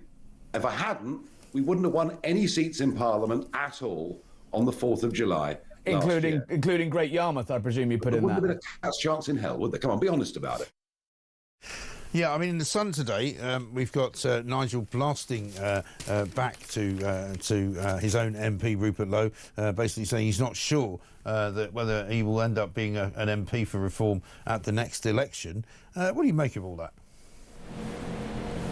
Well, I think as Conservatives, what we're focused on doing is being a powerful opposition when it comes to this Labour government, which we know is going wrong left, right and centre, whether it's on the economy, on the justice issues that we've just talked about when we talk about things like train fares and strikes and all these things that they promise to sort out, they're not sorting out. And that's what proper opposition should be doing, not spending time fighting with your own MPs. And we see the results of that on the ground when it comes to actual elections. Since the Labour took office and we've had a series of local council elections, we're way ahead of Reform when it comes to winning actual elections, when it gets people voting for who they want to represent them. I know actually during the election last year when I spoke to many traditional Conservative voters, Reform for them was a protest, and I don't think I met many of whom actually wanted the Reform in charge of the country in any way, shape or form. But of course that puts the onus back on us to make sure we put forward a credible, alternative, right-wing plan for running this country, and we'll focus very much on doing that. Well, it seems to me that Reform are focused on arguing with each other. That's not what the public want to see. Well, I mean, some people accuse them of trying to be the new opposition. Maybe they're just copying what the Conservatives used to do, which was argue with each other, which is how you lost the election. Well, that's why we're under new leadership and we're focused on that. We've learnt that lesson. I heard that loud and clear on the doorstep, and we've been united behind our new leader, Kemi, in holding Labour to account on, as I said, a whole range of issues. I can add more to that. The winter fuel payments, the farm tax, there's an endless range of issues that any decent opposition should be spending its time on, and not spending its time on taking pot shots at each other. Well said. Kieran Mullen, thank you very much indeed. Shadow Justice Minister there, MP as well for the Tory party. We'll do more on Nigel Farage and Rupert Lowe coming up in a little while. Just before we speak to our next guest, Mark Littlewood, who's Director of Popular Conservatism UK, let's get a few more tweets in on the bomb. This one from Rita. Mike, in Germany they find World War II bombs on a regular basis. I'm surprised as well that they've never been recovered before. And Paris wasn't bombed in World War II, says one tweeter. You may be right regarding Eurostar's cancellation reason. Well, you may say that, but I mean, probably there were bombs dropped by accident. Or maybe it's some piece of munitions which has been loosely described as a bomb. But it's a good point. Daniel in Surrey says, morning, Mike. I can't believe no one has said bon voyage. I'm not going to say it. Very well done. Thank you very much indeed. But yeah, apparently they found a bomb on the tracks, a Second World War bomb, in just outside of Gare du Nord in Paris. And so all Eurostar trains have been kiboshed for the day, certainly for the next few hours anyway. We'll let you know as soon as that changes. Amanda has sent us a voice note on shoplifting. Great show. That woman, she makes me so mad. This law makes me so mad. I know she keeps saying it's all common sense and reasonable force has to be applied. But in a fight and flight situation, you don't know what they carry. You don't know what ability they have. You haven't got a clue. It's a ridiculous law and it makes my blood boil. Tell the woman to go away. Amanda, thank you very much indeed. I didn't tell her to go away, but she has gone away, so hopefully you'll be happy about that. Let's talk to Mark Littlewood, Director of Popular Conservatism UK. Mark, very good morning to you. Good morning, Mike. Good to be with you. Yeah, good to talk to you. Things don't get any better since the last time I spoke to you. Keir Starmer had his little flirtation over the weekend with being Henry Kissinger. It doesn't seem to have gone too well. So he's now back to the drawing board with Rachel Reeves and the rest of the bunch of merry or otherwise men and women. The big problem for us now is the upcoming April scenario with the national insurance problems, and also Rachel Reeves's sort of budget statement on the 26th. There's no great good news on the horizon there, is there?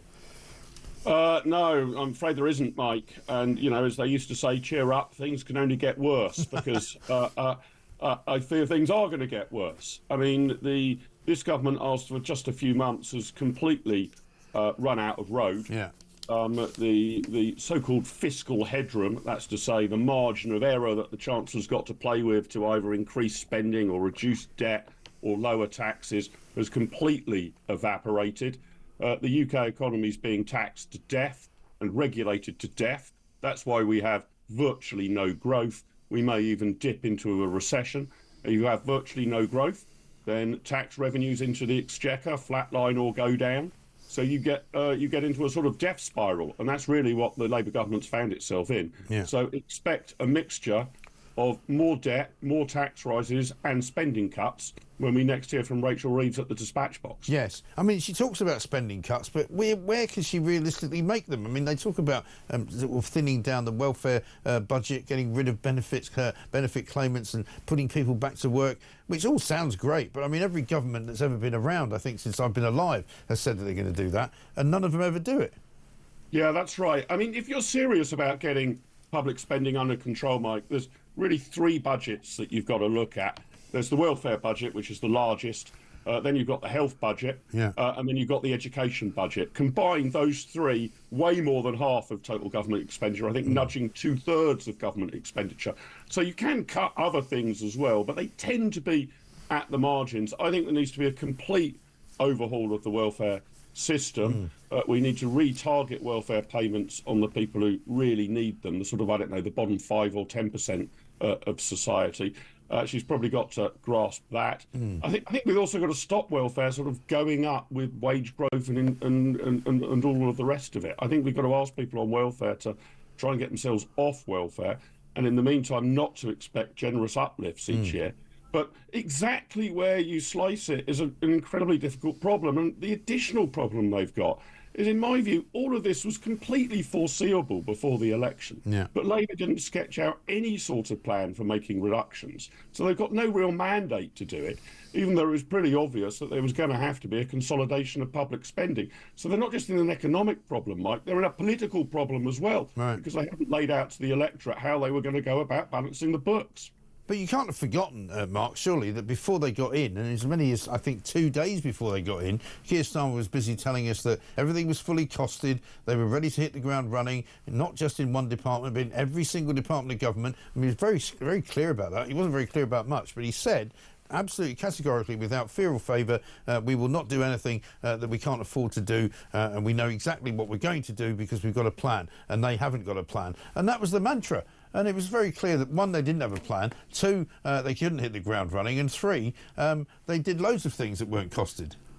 No, that's exactly right. I mean, almost their first action was to reward their union paymasters, Mike, you know, for no strings attached pay rises to largely unproductive workers, it's got to be said, in the public sector. I mean, a good starting point, although I can't see that Labour would ever embrace this, would be to say that, look, we would welcome pay rises going up in the public sector, but they can only go up when productivity improves. They can't go up because you're asking for more money whilst not being more productive. Generally, in the private sector, pay rises are attached to an increase in productivity. We need the same sort of rules in the public sector.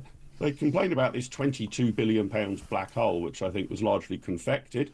But they then decided they wanted to pay Mauritius £18 billion to give away the Chagos Islands. Again, don't remember that being in the Labour Party manifesto, and amounts to about the same size as this supposed black hole. So it's a complete fiscal mess, really. I think they've got to go back to the drawing board. There is one way that they could approach things which might just help. But even if you feel that you haven't got much room to get tax down, and it's too politically difficult to get spending down. Now, I think that would be a coward's way out, but suppose you reach that conclusion, you could at least try and get regulation down. You could actually try and remove red tape from businesses and individuals in the hope that you free them up to be more productive. But in that area as well, Labour seems to have absolutely no appetite. We've got this ghastly football regulator's going to come in almost certainly. We're going to see more and more regulation choking off more and more enterprise. So any angle you look at it, it looks bleak. I hope they go for a screeching U-turn and try and get spending, tax and regulation down. But I fear they're just going to muddle through as things get worse, Mike. Yes, I think that's probably right, because that's the only way they know how to do it, really, muddling through, unfortunately. Chagos has kind of disappeared, hasn't it? It was meant to be big on the agenda this week, but it's kind of been shoved to the back of the bus, I suppose, by the situation in Ukraine. But, I mean, it's not still clear, is it, whether Donald Trump is going to rubber stamp it or whether he's going to go ahead with it, because he's still behaving just as he always does, surprising people one day and then surprising them the next day with something completely different. I mean, you know, all this week we've been hearing from the lefty commentators, he's wrecking the world's economy by putting all these tariffs on everybody. It's an absolute nightmare. It's never going to work. Today, or last night, he announces that basically he's going to not use the tariffs on Mexico and Canada, actually, after all. And he's just going to give them another month's sort of respite until they get their house in order. Yeah, it's really interesting. I mean, I'm a free trader, Mike. I think that if you apply tariffs, you basically tend to hurt your own domestic consumers. It's not really the foreign producers who pay it. It's just prices go up on foreign goods for your own domestic population. But I think it's worth pointing out, Trump does seem to be using tariffs more as a negotiating tactic than as an economic policy. So my hope would be that we see more of these sort of bombastic threats from Donald Trump, but not then long-standing tariffs thereafter. And you can use those quite cunningly to exercise your influence and power.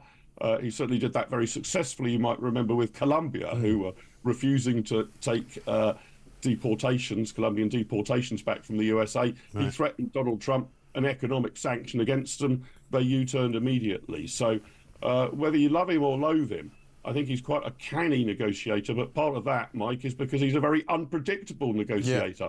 So I rather hope that he dabs the brakes on this Chagos deal. It looked like it was going to sail through, but if you listen to others in the Republican administration, the US are very, very worried about this. And I think if they intervened firmly and said, with this up, we will not put, that would kill this ludicrous deal in which we give away sovereign territory and pay for the privilege of doing so. He could still kill that stone dead, and I hope he does. Yeah, I hope so too. Good to talk to you, Mark. Thanks very much indeed. Have a great weekend. Mark Littlewood, Director of Popular Conservatism UK. One here from Diane in Bristol. She says, morning, Mike. Regarding the roundabout, they are making it complicated so people will get nervous and stop driving. I also feel that foreigners that come to this country to live should take a test in our roads, as many of them clearly don't understand the roads, let alone roundabouts like this. Absolutely right. And Rob says, I've just looked at a photo of Wokingham roundabout. It looks weird, chaotic, confusing and downright dangerous. I can see where the Wokingham came from. I just hope somebody doesn't get killed using it, but it's highly likely that they will. Unbelievable stuff. Let's get a voice note from Alison. I'm very surprised, Mike, about how all these warmongers aren't worried about the planet with all those bombs and guns and firing. They're ruining their climate plans. It's all went up because there's more climate damage with their war. Yeah, I mean, where's Just Stop Oil? Why aren't they lining the streets going, no, you can't send tanks to Ukraine, missiles. What do you think they fire them out of? And what do you think the air support is going to be doing? Eating up lots and lots of, airline fuel, aviation fuel, and absolutely burning it at both ends. Absolutely extraordinary. One from Bill in Cheshire. Throughout history, politicians have wasted other people's money and soldiers' lives, prolonging unwinnable wars. Even as peacekeepers, our troops will suffer losses. This is an active war zone, unexploded ordnance and mines everywhere, missiles that can go all awry. Mistakes happen in the fog of war. This won't be a video game. Get real, says Bill. Coming up, we're going to talk to Fraser Myers from Spiked, because we're going to find out what the police have been up to with Alison Pearson.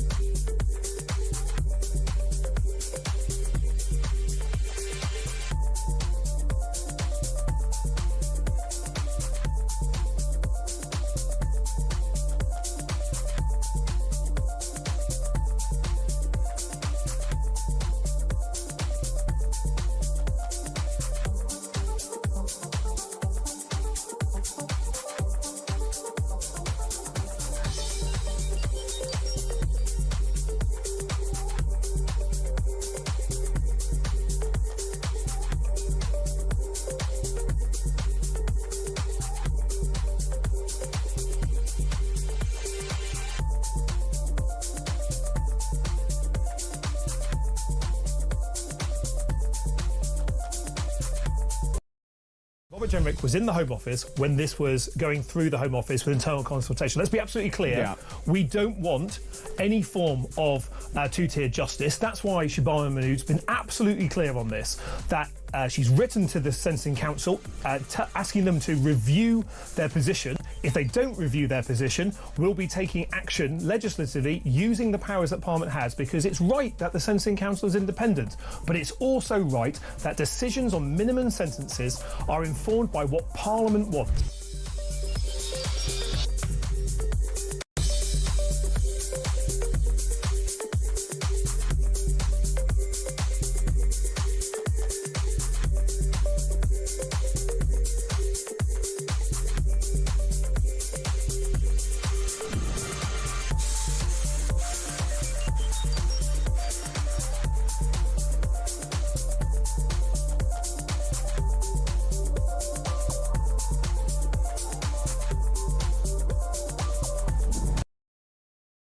Across the UK, on DAB+, on your smart speaker, on your smart TV, and on your side. This is talk. Welcome back to Morning Glory. 9:28, almost half an hour to go until Alex Phillips comes in to tell us what's coming up on her show. Plank of the Week, of course, tonight at 7 o'clock. We'll play a little clip from that coming very shortly. We're going to give you an update on what's going on Eurostar. But you know what? For no particular reason and for absolutely no earthly news event at all, let's just have another look at what it was, that moment, the Keir Starmer moment. Do you remember when he introduced us to the idea that Rachel Reeves was going to be the Chancellor of the Exchequer? And, wait for it, she's a woman. It will also be the first budget delivered by a woman ever.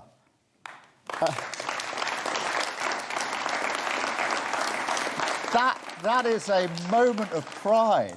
When Rachel Reeves stands up, she will be making history. And I can tell you, young women and girls across the country will be watching, they will look up, and they...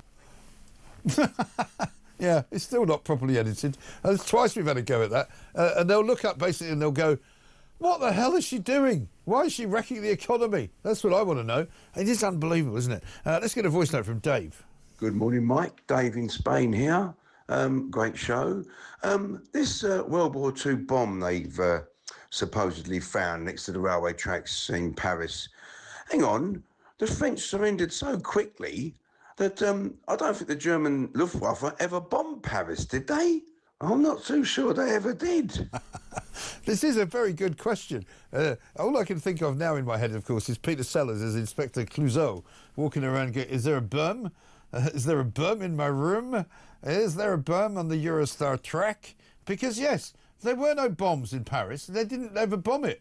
How is there now a bomb? Here's my thing, right? It's Friday. It's nice weather. The French staff on Eurostar fancied the weekend off. So, guess what? They've just announced that services between London and Paris will remain suspended for the rest of the day. Arrivederci, Roma. No, sorry, that's not. It's a French, is it? Au revoir. We're off to Saint-Tropez for the weekend, and we're taking the what is it? The TGF down there, down to the south of France. But bad luck if you're trying to get to Paris for a romantic weekend. You're going to be stuck in King's Cross for your trouble, I'm afraid. Never mind. Let's talk to Fraser Myers, Deputy Editor of Spiked, because we've got an update for you on the Alison Pearson case. You remember Daily Telegraph journalist, a great woman, a good friend of ours here at Talk. She writes a fantastic column. She was approached and accosted, if you like, by the police last year because of a tweet that she put out, a hate crime investigation, no less. She's actually suing the police, I think, as far as I know. The National Police Chiefs Council, though, looked into the actions of Essex police in visiting her home and bullying her and threatening her. That's what she said she felt. They've now come out and said that they think the police force acted reasonably. Well, of course they do. Of course they would say that, wouldn't they? Well, it's pretty bloody clear that they didn't. Fraser, very good morning to you. Good morning. Thanks for having me. Not at all. I mean, this comes as no surprise, does it? That, you know, the world's most useless police force in Essex have referred themselves to the National Police Chiefs Council, who didn't think they did anything wrong. Marvellous. Yeah, unfortunately, it is no surprise, and it just goes to show that every level of policing now has been corrupted by this desire to police our speech. Now, to any sane person, it should be outrageous that police would turn up at a journalist's house over a tweet. It should be outrageous that they then wouldn't tell her what this tweet was, what crime it was that she's supposed to have admitted. It was even more outrageous what went on behind the scenes. So we had Essex Police setting up a gold command group, usually the kind of thing they do when there's been a major incident like a terror attack. Again, over a tweet that in this case was more than a year old and had already been deleted. Shockingly, the NPCC, or not surprisingly, shockingly but not surprisingly, they've said that the police behaved exemplary. They were really polite to her on the day. Perhaps they shouldn't have gone Sunday morning, but that's kind of the only concession they give. They even say, which is really chilling, that they believe a crime was committed by Alison Pearson, you know, going against the advice of the Crown Prosecution Service in this case. I think, you know, we're in a worrying place where the police just clearly relish their role as the arbiters of correct speech. Right. And I mean, of course, the original tweet, which apparently has been now deleted, showed an image of two police officers standing next to two men holding what appears to be a flag of the Pakistan political party, Pakistan Tehreek-e-Insaf. She, I think, admitted that she got it wrong. I think she admitted that, it was a picture that she'd seen on Twitter, which I think we'd all seen. Some people retweeted it, some people didn't. I mean, some of us are probably a bit too quick on the trigger there, perhaps sometimes. But certainly what it wasn't was a crime of any kind. Yeah, that's right. She'd admit that it was perhaps a clumsy thing to have done, but how on earth should that justify the involvement of the police? Right. I mean, unfortunately, the police have so many crimes to choose from nowadays if they want to do someone for hate speech, if they think someone is, said the wrong thing, tweeted the wrong thing. In this case, it goes back to the crime from the 1960s, inciting racial hatred. But there are much newer acts. There's the Communications Act that's often used to do people for tweets. 9 people a day are arrested in England and Wales for offensive speech under the Communications Act alone. That means that we're policing speech in England at a higher rate than in the US Red Scare, at the height of the US Red Scare. So the amount of speech policing that's going on is absolutely extraordinary.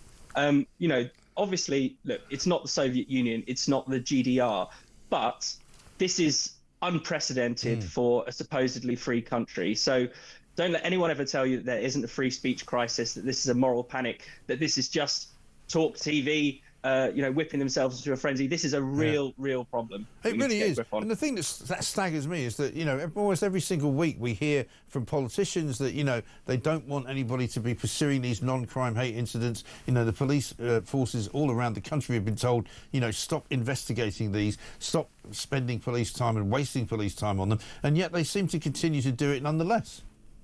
Yeah, the police simply can't be trusted with this. They seem to see policing speech as a priority over and above other crimes. The only answer is to scrap or to reform the laws that are allowing them to do it. I mean, the problem is they are going above and beyond the law anyway. So non-crime hate incidents, as you've said, they've been given guidance by the Home Secretary, or the previous Home Secretary, I should say, not to investigate so many. They were told by the Supreme Court, the High Court, to stop recording non-crime hate incidents in certain circumstances. They carry on anyway. They've become a law unto themselves because they really do see the policing of speech, the policing of ideology, essentially, as a core part of their job. So changing the law is the only way we're going to do it. There should be no laws in Britain that deal with speech. We just can't.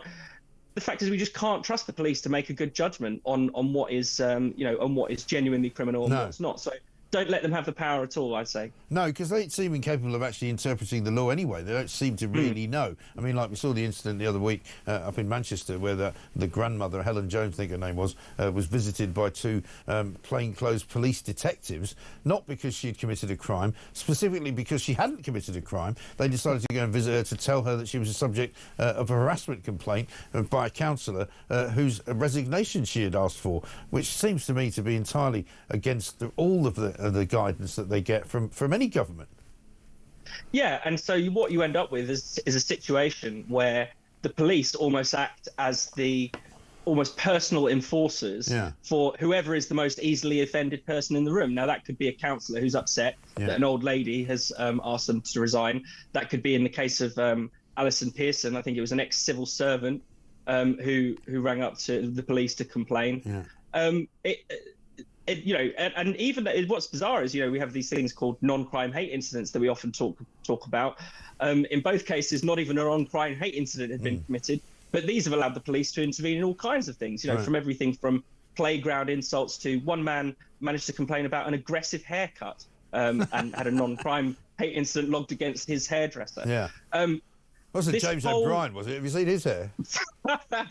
Yeah, sort of a mixture between Hitler and Ricky Gervais's Derek character. Yeah, very aggressive. Unfortunate for him.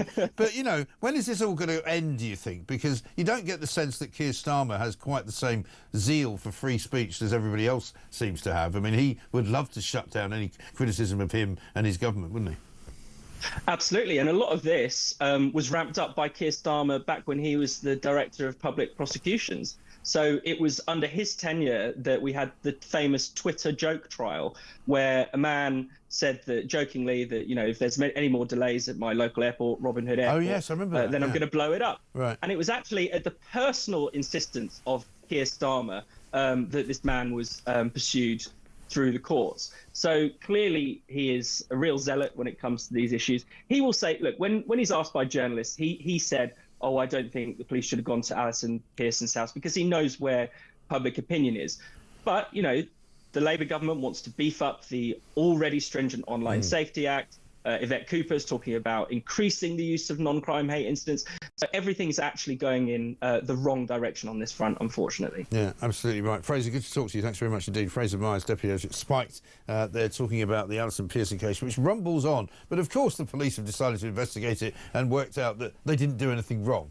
Brilliant. How about this from Mark in Selby? It says, Mike, as an ex-firearms officer, during training, the question was put to us students, would you shoot an armed suspect in the back as they ran away from you? The reality is that if that suspect ran around a corner and shot an innocent member of the public dead, you would be criticised for not shooting him in the back to stop him before he killed an innocent person. Decisions made in seconds are combed over for hours in a courtroom. Perhaps the focus should be on the offender, not the defender. Better to be tried by 12 than carried by 6. Other firearms officers will know what that means. Yeah, I think that's true. I mean, much is made in America in particular of an awful lot of incidents where a police officer is accused of shooting young black men, and sometimes they're accused of shooting them in the back because they happen to be obviously then running away. But as you say, you don't know what they're then going to do. If they are running away, having committed a serious crime, they might be running away in order to find another gun to come back and run back at you. Maggie in London says, oh dear, another MP who's not reading the mood of the country. So there's a bit of infighting in reform. How much infighting have we seen from both Labour and Conservatives? Just a storm in a teacup, in my opinion.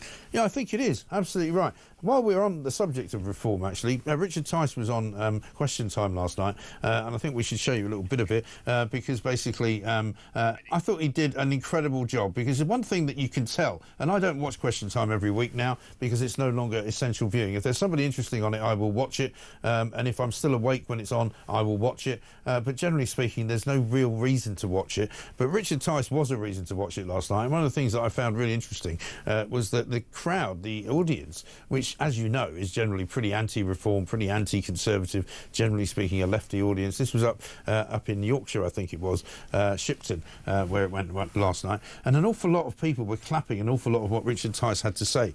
Here he is talking about the economy. What you want is your tax to be well spent, well invested. What we're seeing is we've got the highest taxes for 70 years. We've got the highest government spending for 70 years, and we've got the greatest amount of waste that any of us can ever remember. And here's the point. In the 80s and 90s, we were growing at 2.5% to 3.5% every single year. Now, people get out the champagne when you get to 0.5%. That's not growth. We're not growing at all. We've got to change course. You can't tax you out of a crisis, Adrian. You've got to grow you out of a crisis. Smart taxation, cut daft regulations, now that thankfully we've left the European Union, stop wasteful government spending, like spending 100 million quid on a bat shed. And that, of course, was Adrian Ramsey he was talking to, who he completely ripped apart, who's one of the many leaders of the Green Party these days, which is, you know, rather surprisingly useless. Not at all surprising, actually. One from Steve, which is interesting. He says, Mike, it's not true that Paris wasn't bombed in World War II. The railway infrastructure was being bombed in 1940, as my own grandfather was an SNCF train driver who was himself bombed on the 19th of May 1940 and died as a result of his injuries. Great show, listening to you in southwest France, says Steve. Well, listen, I'm perfectly happy to be corrected there. If there was some bombing going on, maybe that's why they've now discovered that there's a World War II bomb somewhere near the Gare du Nord, which has been good enough, I'm afraid, to close down the entire Eurostar network for the rest of the day. I still smell a bit of a rat, I'm sorry. Let's get a voice note from Dean on John Rentoul. Good morning, Mike. Great show as always, mate. Just listening to John Rentoul, I can't believe he's a journalist. He is literally a mouthpiece for Labour. All he does is come on and argue with you and defend the government. How is that journalism? He doesn't question anything. He just agrees. This is the problem with most of the mainstream media. I sit here laughing, but it's actually quite serious. You can't imagine him asking any tough questions to the government. And it's just like the BBC. They just, I don't know. It's wound me up, actually. The sun's out. It's a Friday. Looking forward to the weekend. And now he's wound me up. Anyway, have a great day, mate. Dean, I'm sorry about that. This is the effect I have on some people. I was talking to somebody the other day who I met in the street who was like, I love your show, it really winds me up. Well, it does. It's not meant to. It's just that because these people are such numpties. This from Dean in Abbots Bromley. Where's that? And he goes, Keir Starmer's been compared to Henry Kissinger. He's more like Henry the Hoover. Fixing the foundations. Anyway, listen, coming up, we're going to talk some more about what on earth is going on the borders of this country. Robert Bates joins us from the Centre for Migration Control, because it's going to be a nice weekend. There's going to be thousands of them coming over. And never mind Eurostar, they'll just be getting in a dinghy. This is Talk.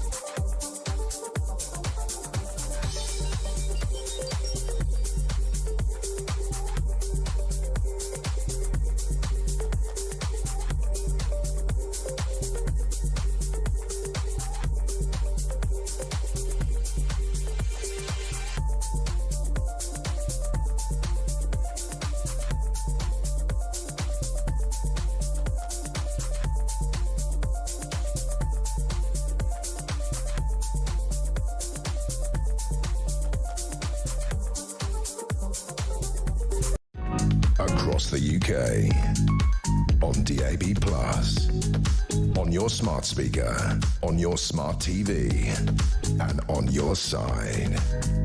This is Talk.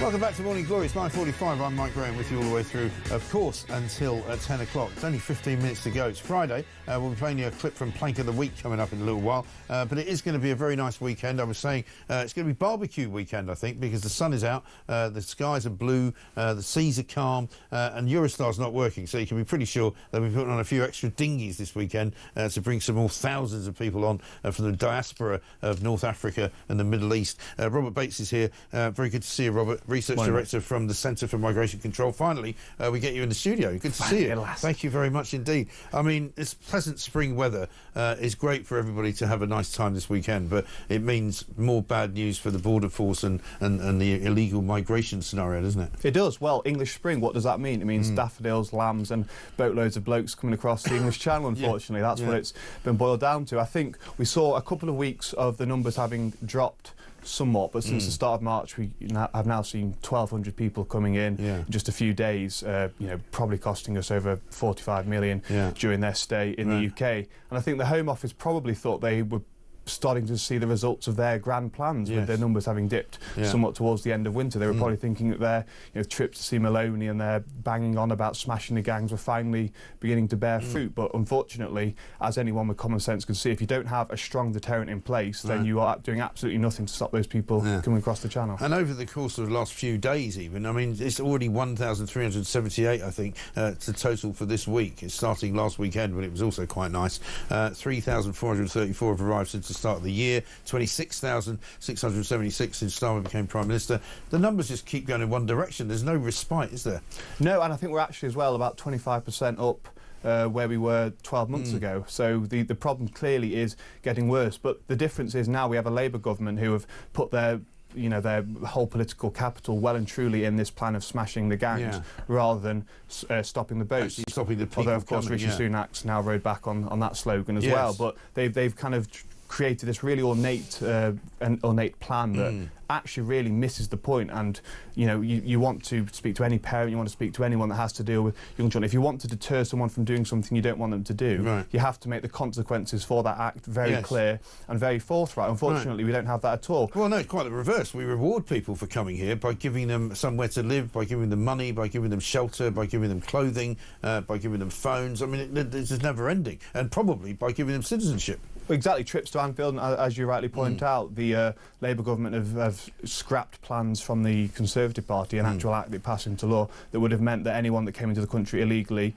would never have been able to claim British citizenship. They've rode back on that, they've scrapped that bit of the bill, they've put in a bit of guidance that said there's a presumption against awarding to it, but that's not what the people smugglers will be telling people thinking about making the crossing. It's another bow to their another arrow in their quiver, rather. It's something that they can use to incentivise these individuals who have already got much too much reason to be making the crossing. The Labour Party as well, of course, have started to expedite the asylum processing system. They've started just effectively rubber stamping those individuals that have come in and lodged claims. They're telling us again and again and again that the Tories left them a broken system. Well, if the system really is that broken, should we really be adding to the backlog and adding to the crisis by allowing more asylum claims to be lodged? I think we need to get to the point where we need to say, we're a bit overwhelmed here, we can't cope, so what we're going to have to do is put a freeze on accepting new asylum applications. That's a really strong signal that will reverberate around Europe. I think if they said, look, we will not accept any more asylum applications, end of, right? So if you arrive here, you'll have no reason to stay here because we'll take you straight back to where you came from because you won't be allowed to. And that would surely have some effect. And also I wonder whether, Keir Starmer, for all of his talk about wanting to be more close to Europe and more sort of enshrined in European law, maybe if they stopped them travelling across the entire continent, that might help as well, because they just literally walk, don't they, from I mean, there's pictures of a load more, thousands of them landing in Lampedusa. The Italians have got a lot better at pushing them back to Africa. But once they're in Italy, they literally walk or hitch a ride or do whatever, steal a car and drive across Europe, go through France, go through Germany, end up in Calais and end up here.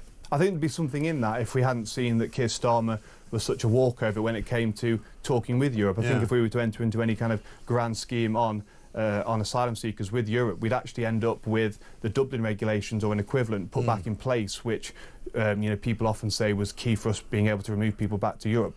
In reality, what it actually meant was that we were having to receive more individuals from Europe than we were able to return to them. So I think any grand scheme with Europe or any suggestion that the solution to this problem lies with Europe is somewhat missing the mark and putting way too much faith in our politicians. We have it within our power to solve this problem, but we need politicians that actually have the backbone and are going to talk tough and maybe make themselves feel a bit uncomfortable in their Islington circles, but start sending those stark messages about deportation. Because the irony of what's been going on for the last week and a half is that, Starmer's been talking tough about being strong abroad and creating security at home, when everybody who is at home knows that there is no security, because what we've got is thousands of young men coming in on a weekly basis to our country to ruin it, frankly. Well, exactly, and let's not forget they are undocumented men. We know absolutely nothing about these individuals. They're being put near schools, they're being put near old people's homes, they're being spread around communities where in some instances they're actually outnumbering the residents. Labour, of course, said and promised they were going to start shutting hotels. They're actually reopening hotels. There's more people in hotels than ever. Yeah, exactly.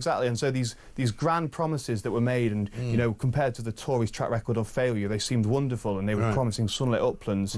They've amounted to nothing. They've actually amounted to worsening the problem because they don't have a real plan. We've got Martin Hewitt, the border czar, kind of periodically coming up with little gimmicks, sort of putting on adverts on Facebook in Iraq as if that's going to be the silver bullet to this problem. They are scrabbling around completely without an idea what they actually need to do, and that's because they aren't prepared to put at the very centre of their messaging a message that they'd feel is uncomfortable. Because anybody from Iraq is going to know that if they get here, even if they commit a crime, even if they end up in the jail, and when they get released from jail, they won't be sent home, because all they've got to say is, well, well, I'm going to get beheaded if I get sent back to Iraq, like the drug dealer this week who said he's been westernised and he can't possibly go home, so he stays here anyway. Yeah, well, we've got our immigration lawyers to thank for that, haven't we? These are individuals that clearly don't care about the well-being of their fellow countrymen or the country as a whole and the security of it, and they're just pursuing this kind of human rights crusade for hell or high water, no matter the costs of it. I think we need to have a real conversation about how we go with our immigration tribunals and whether they've proven themselves to be fit for purpose over recent months. Absolutely, and I think the answer is no, without having to do much of an investigation. Robert, good to see you. Thank you very much indeed. Robert Bates, the Research Director at the Centre for Migration Control. Let's get a quick voice note from Ash. Hi, Mike. Ash from Preston. Yeah, OK, there's a spat going on between Rupert, Lowe and Nigel Farage, but for the Tories and Labour to try and capitalise on it, it's just ridiculous. You've got people like Jenrick and others in the Tory party clearly on manoeuvres, and you've got half of Keir Starmer's backbenchers setting up WhatsApp groups plotting against him when it comes to things like destroying family farms. They're all in disarray. It's ridiculous. They totally are, yeah. I mean, the idea that the Tories and Labour would even try and make hay about it is nonsensical. In my view, it is a bit of a storm in a teacup, and I'm sure it will be sorted out. But if it isn't sorted out, there's only going to be one winner, and that'll be Nigel Farage, the guy that runs the party. It's 9:53. Back after this.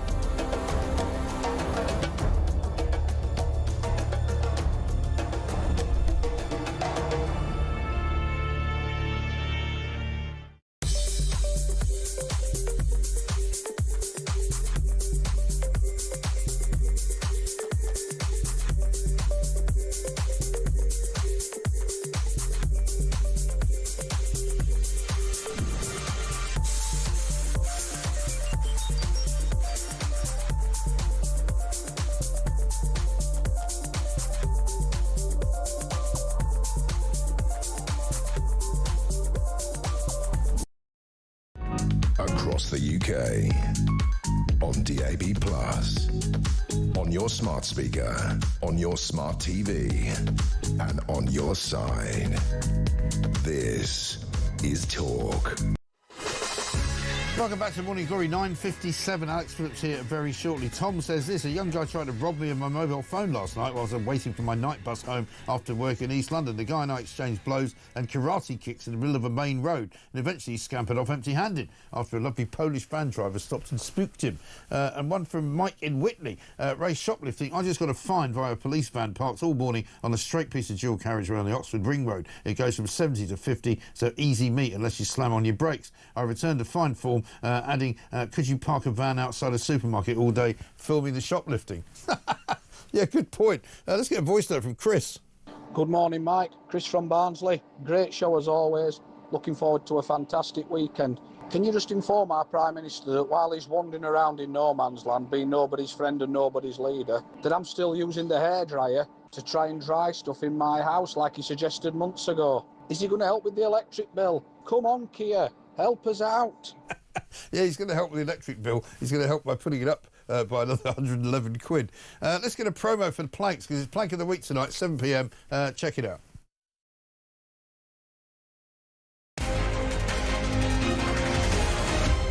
Migrant of the day. Migrant of the day was a Nigerian psychopath, by his own admission, who apparently can't be sent back to Nigeria. I kid you not, because he's possessed. Oh my gosh. Right? So he's possessed by the devil. Right. And apparently back in Nigeria, they don't look too kindly on that, and it might impair his ability to get a job there. Similarly, there was a Jamaican armed robber who also couldn't be sent back to Jamaica because now that he's served time for being an armed robber, it might impinge on his likelihood of getting a job.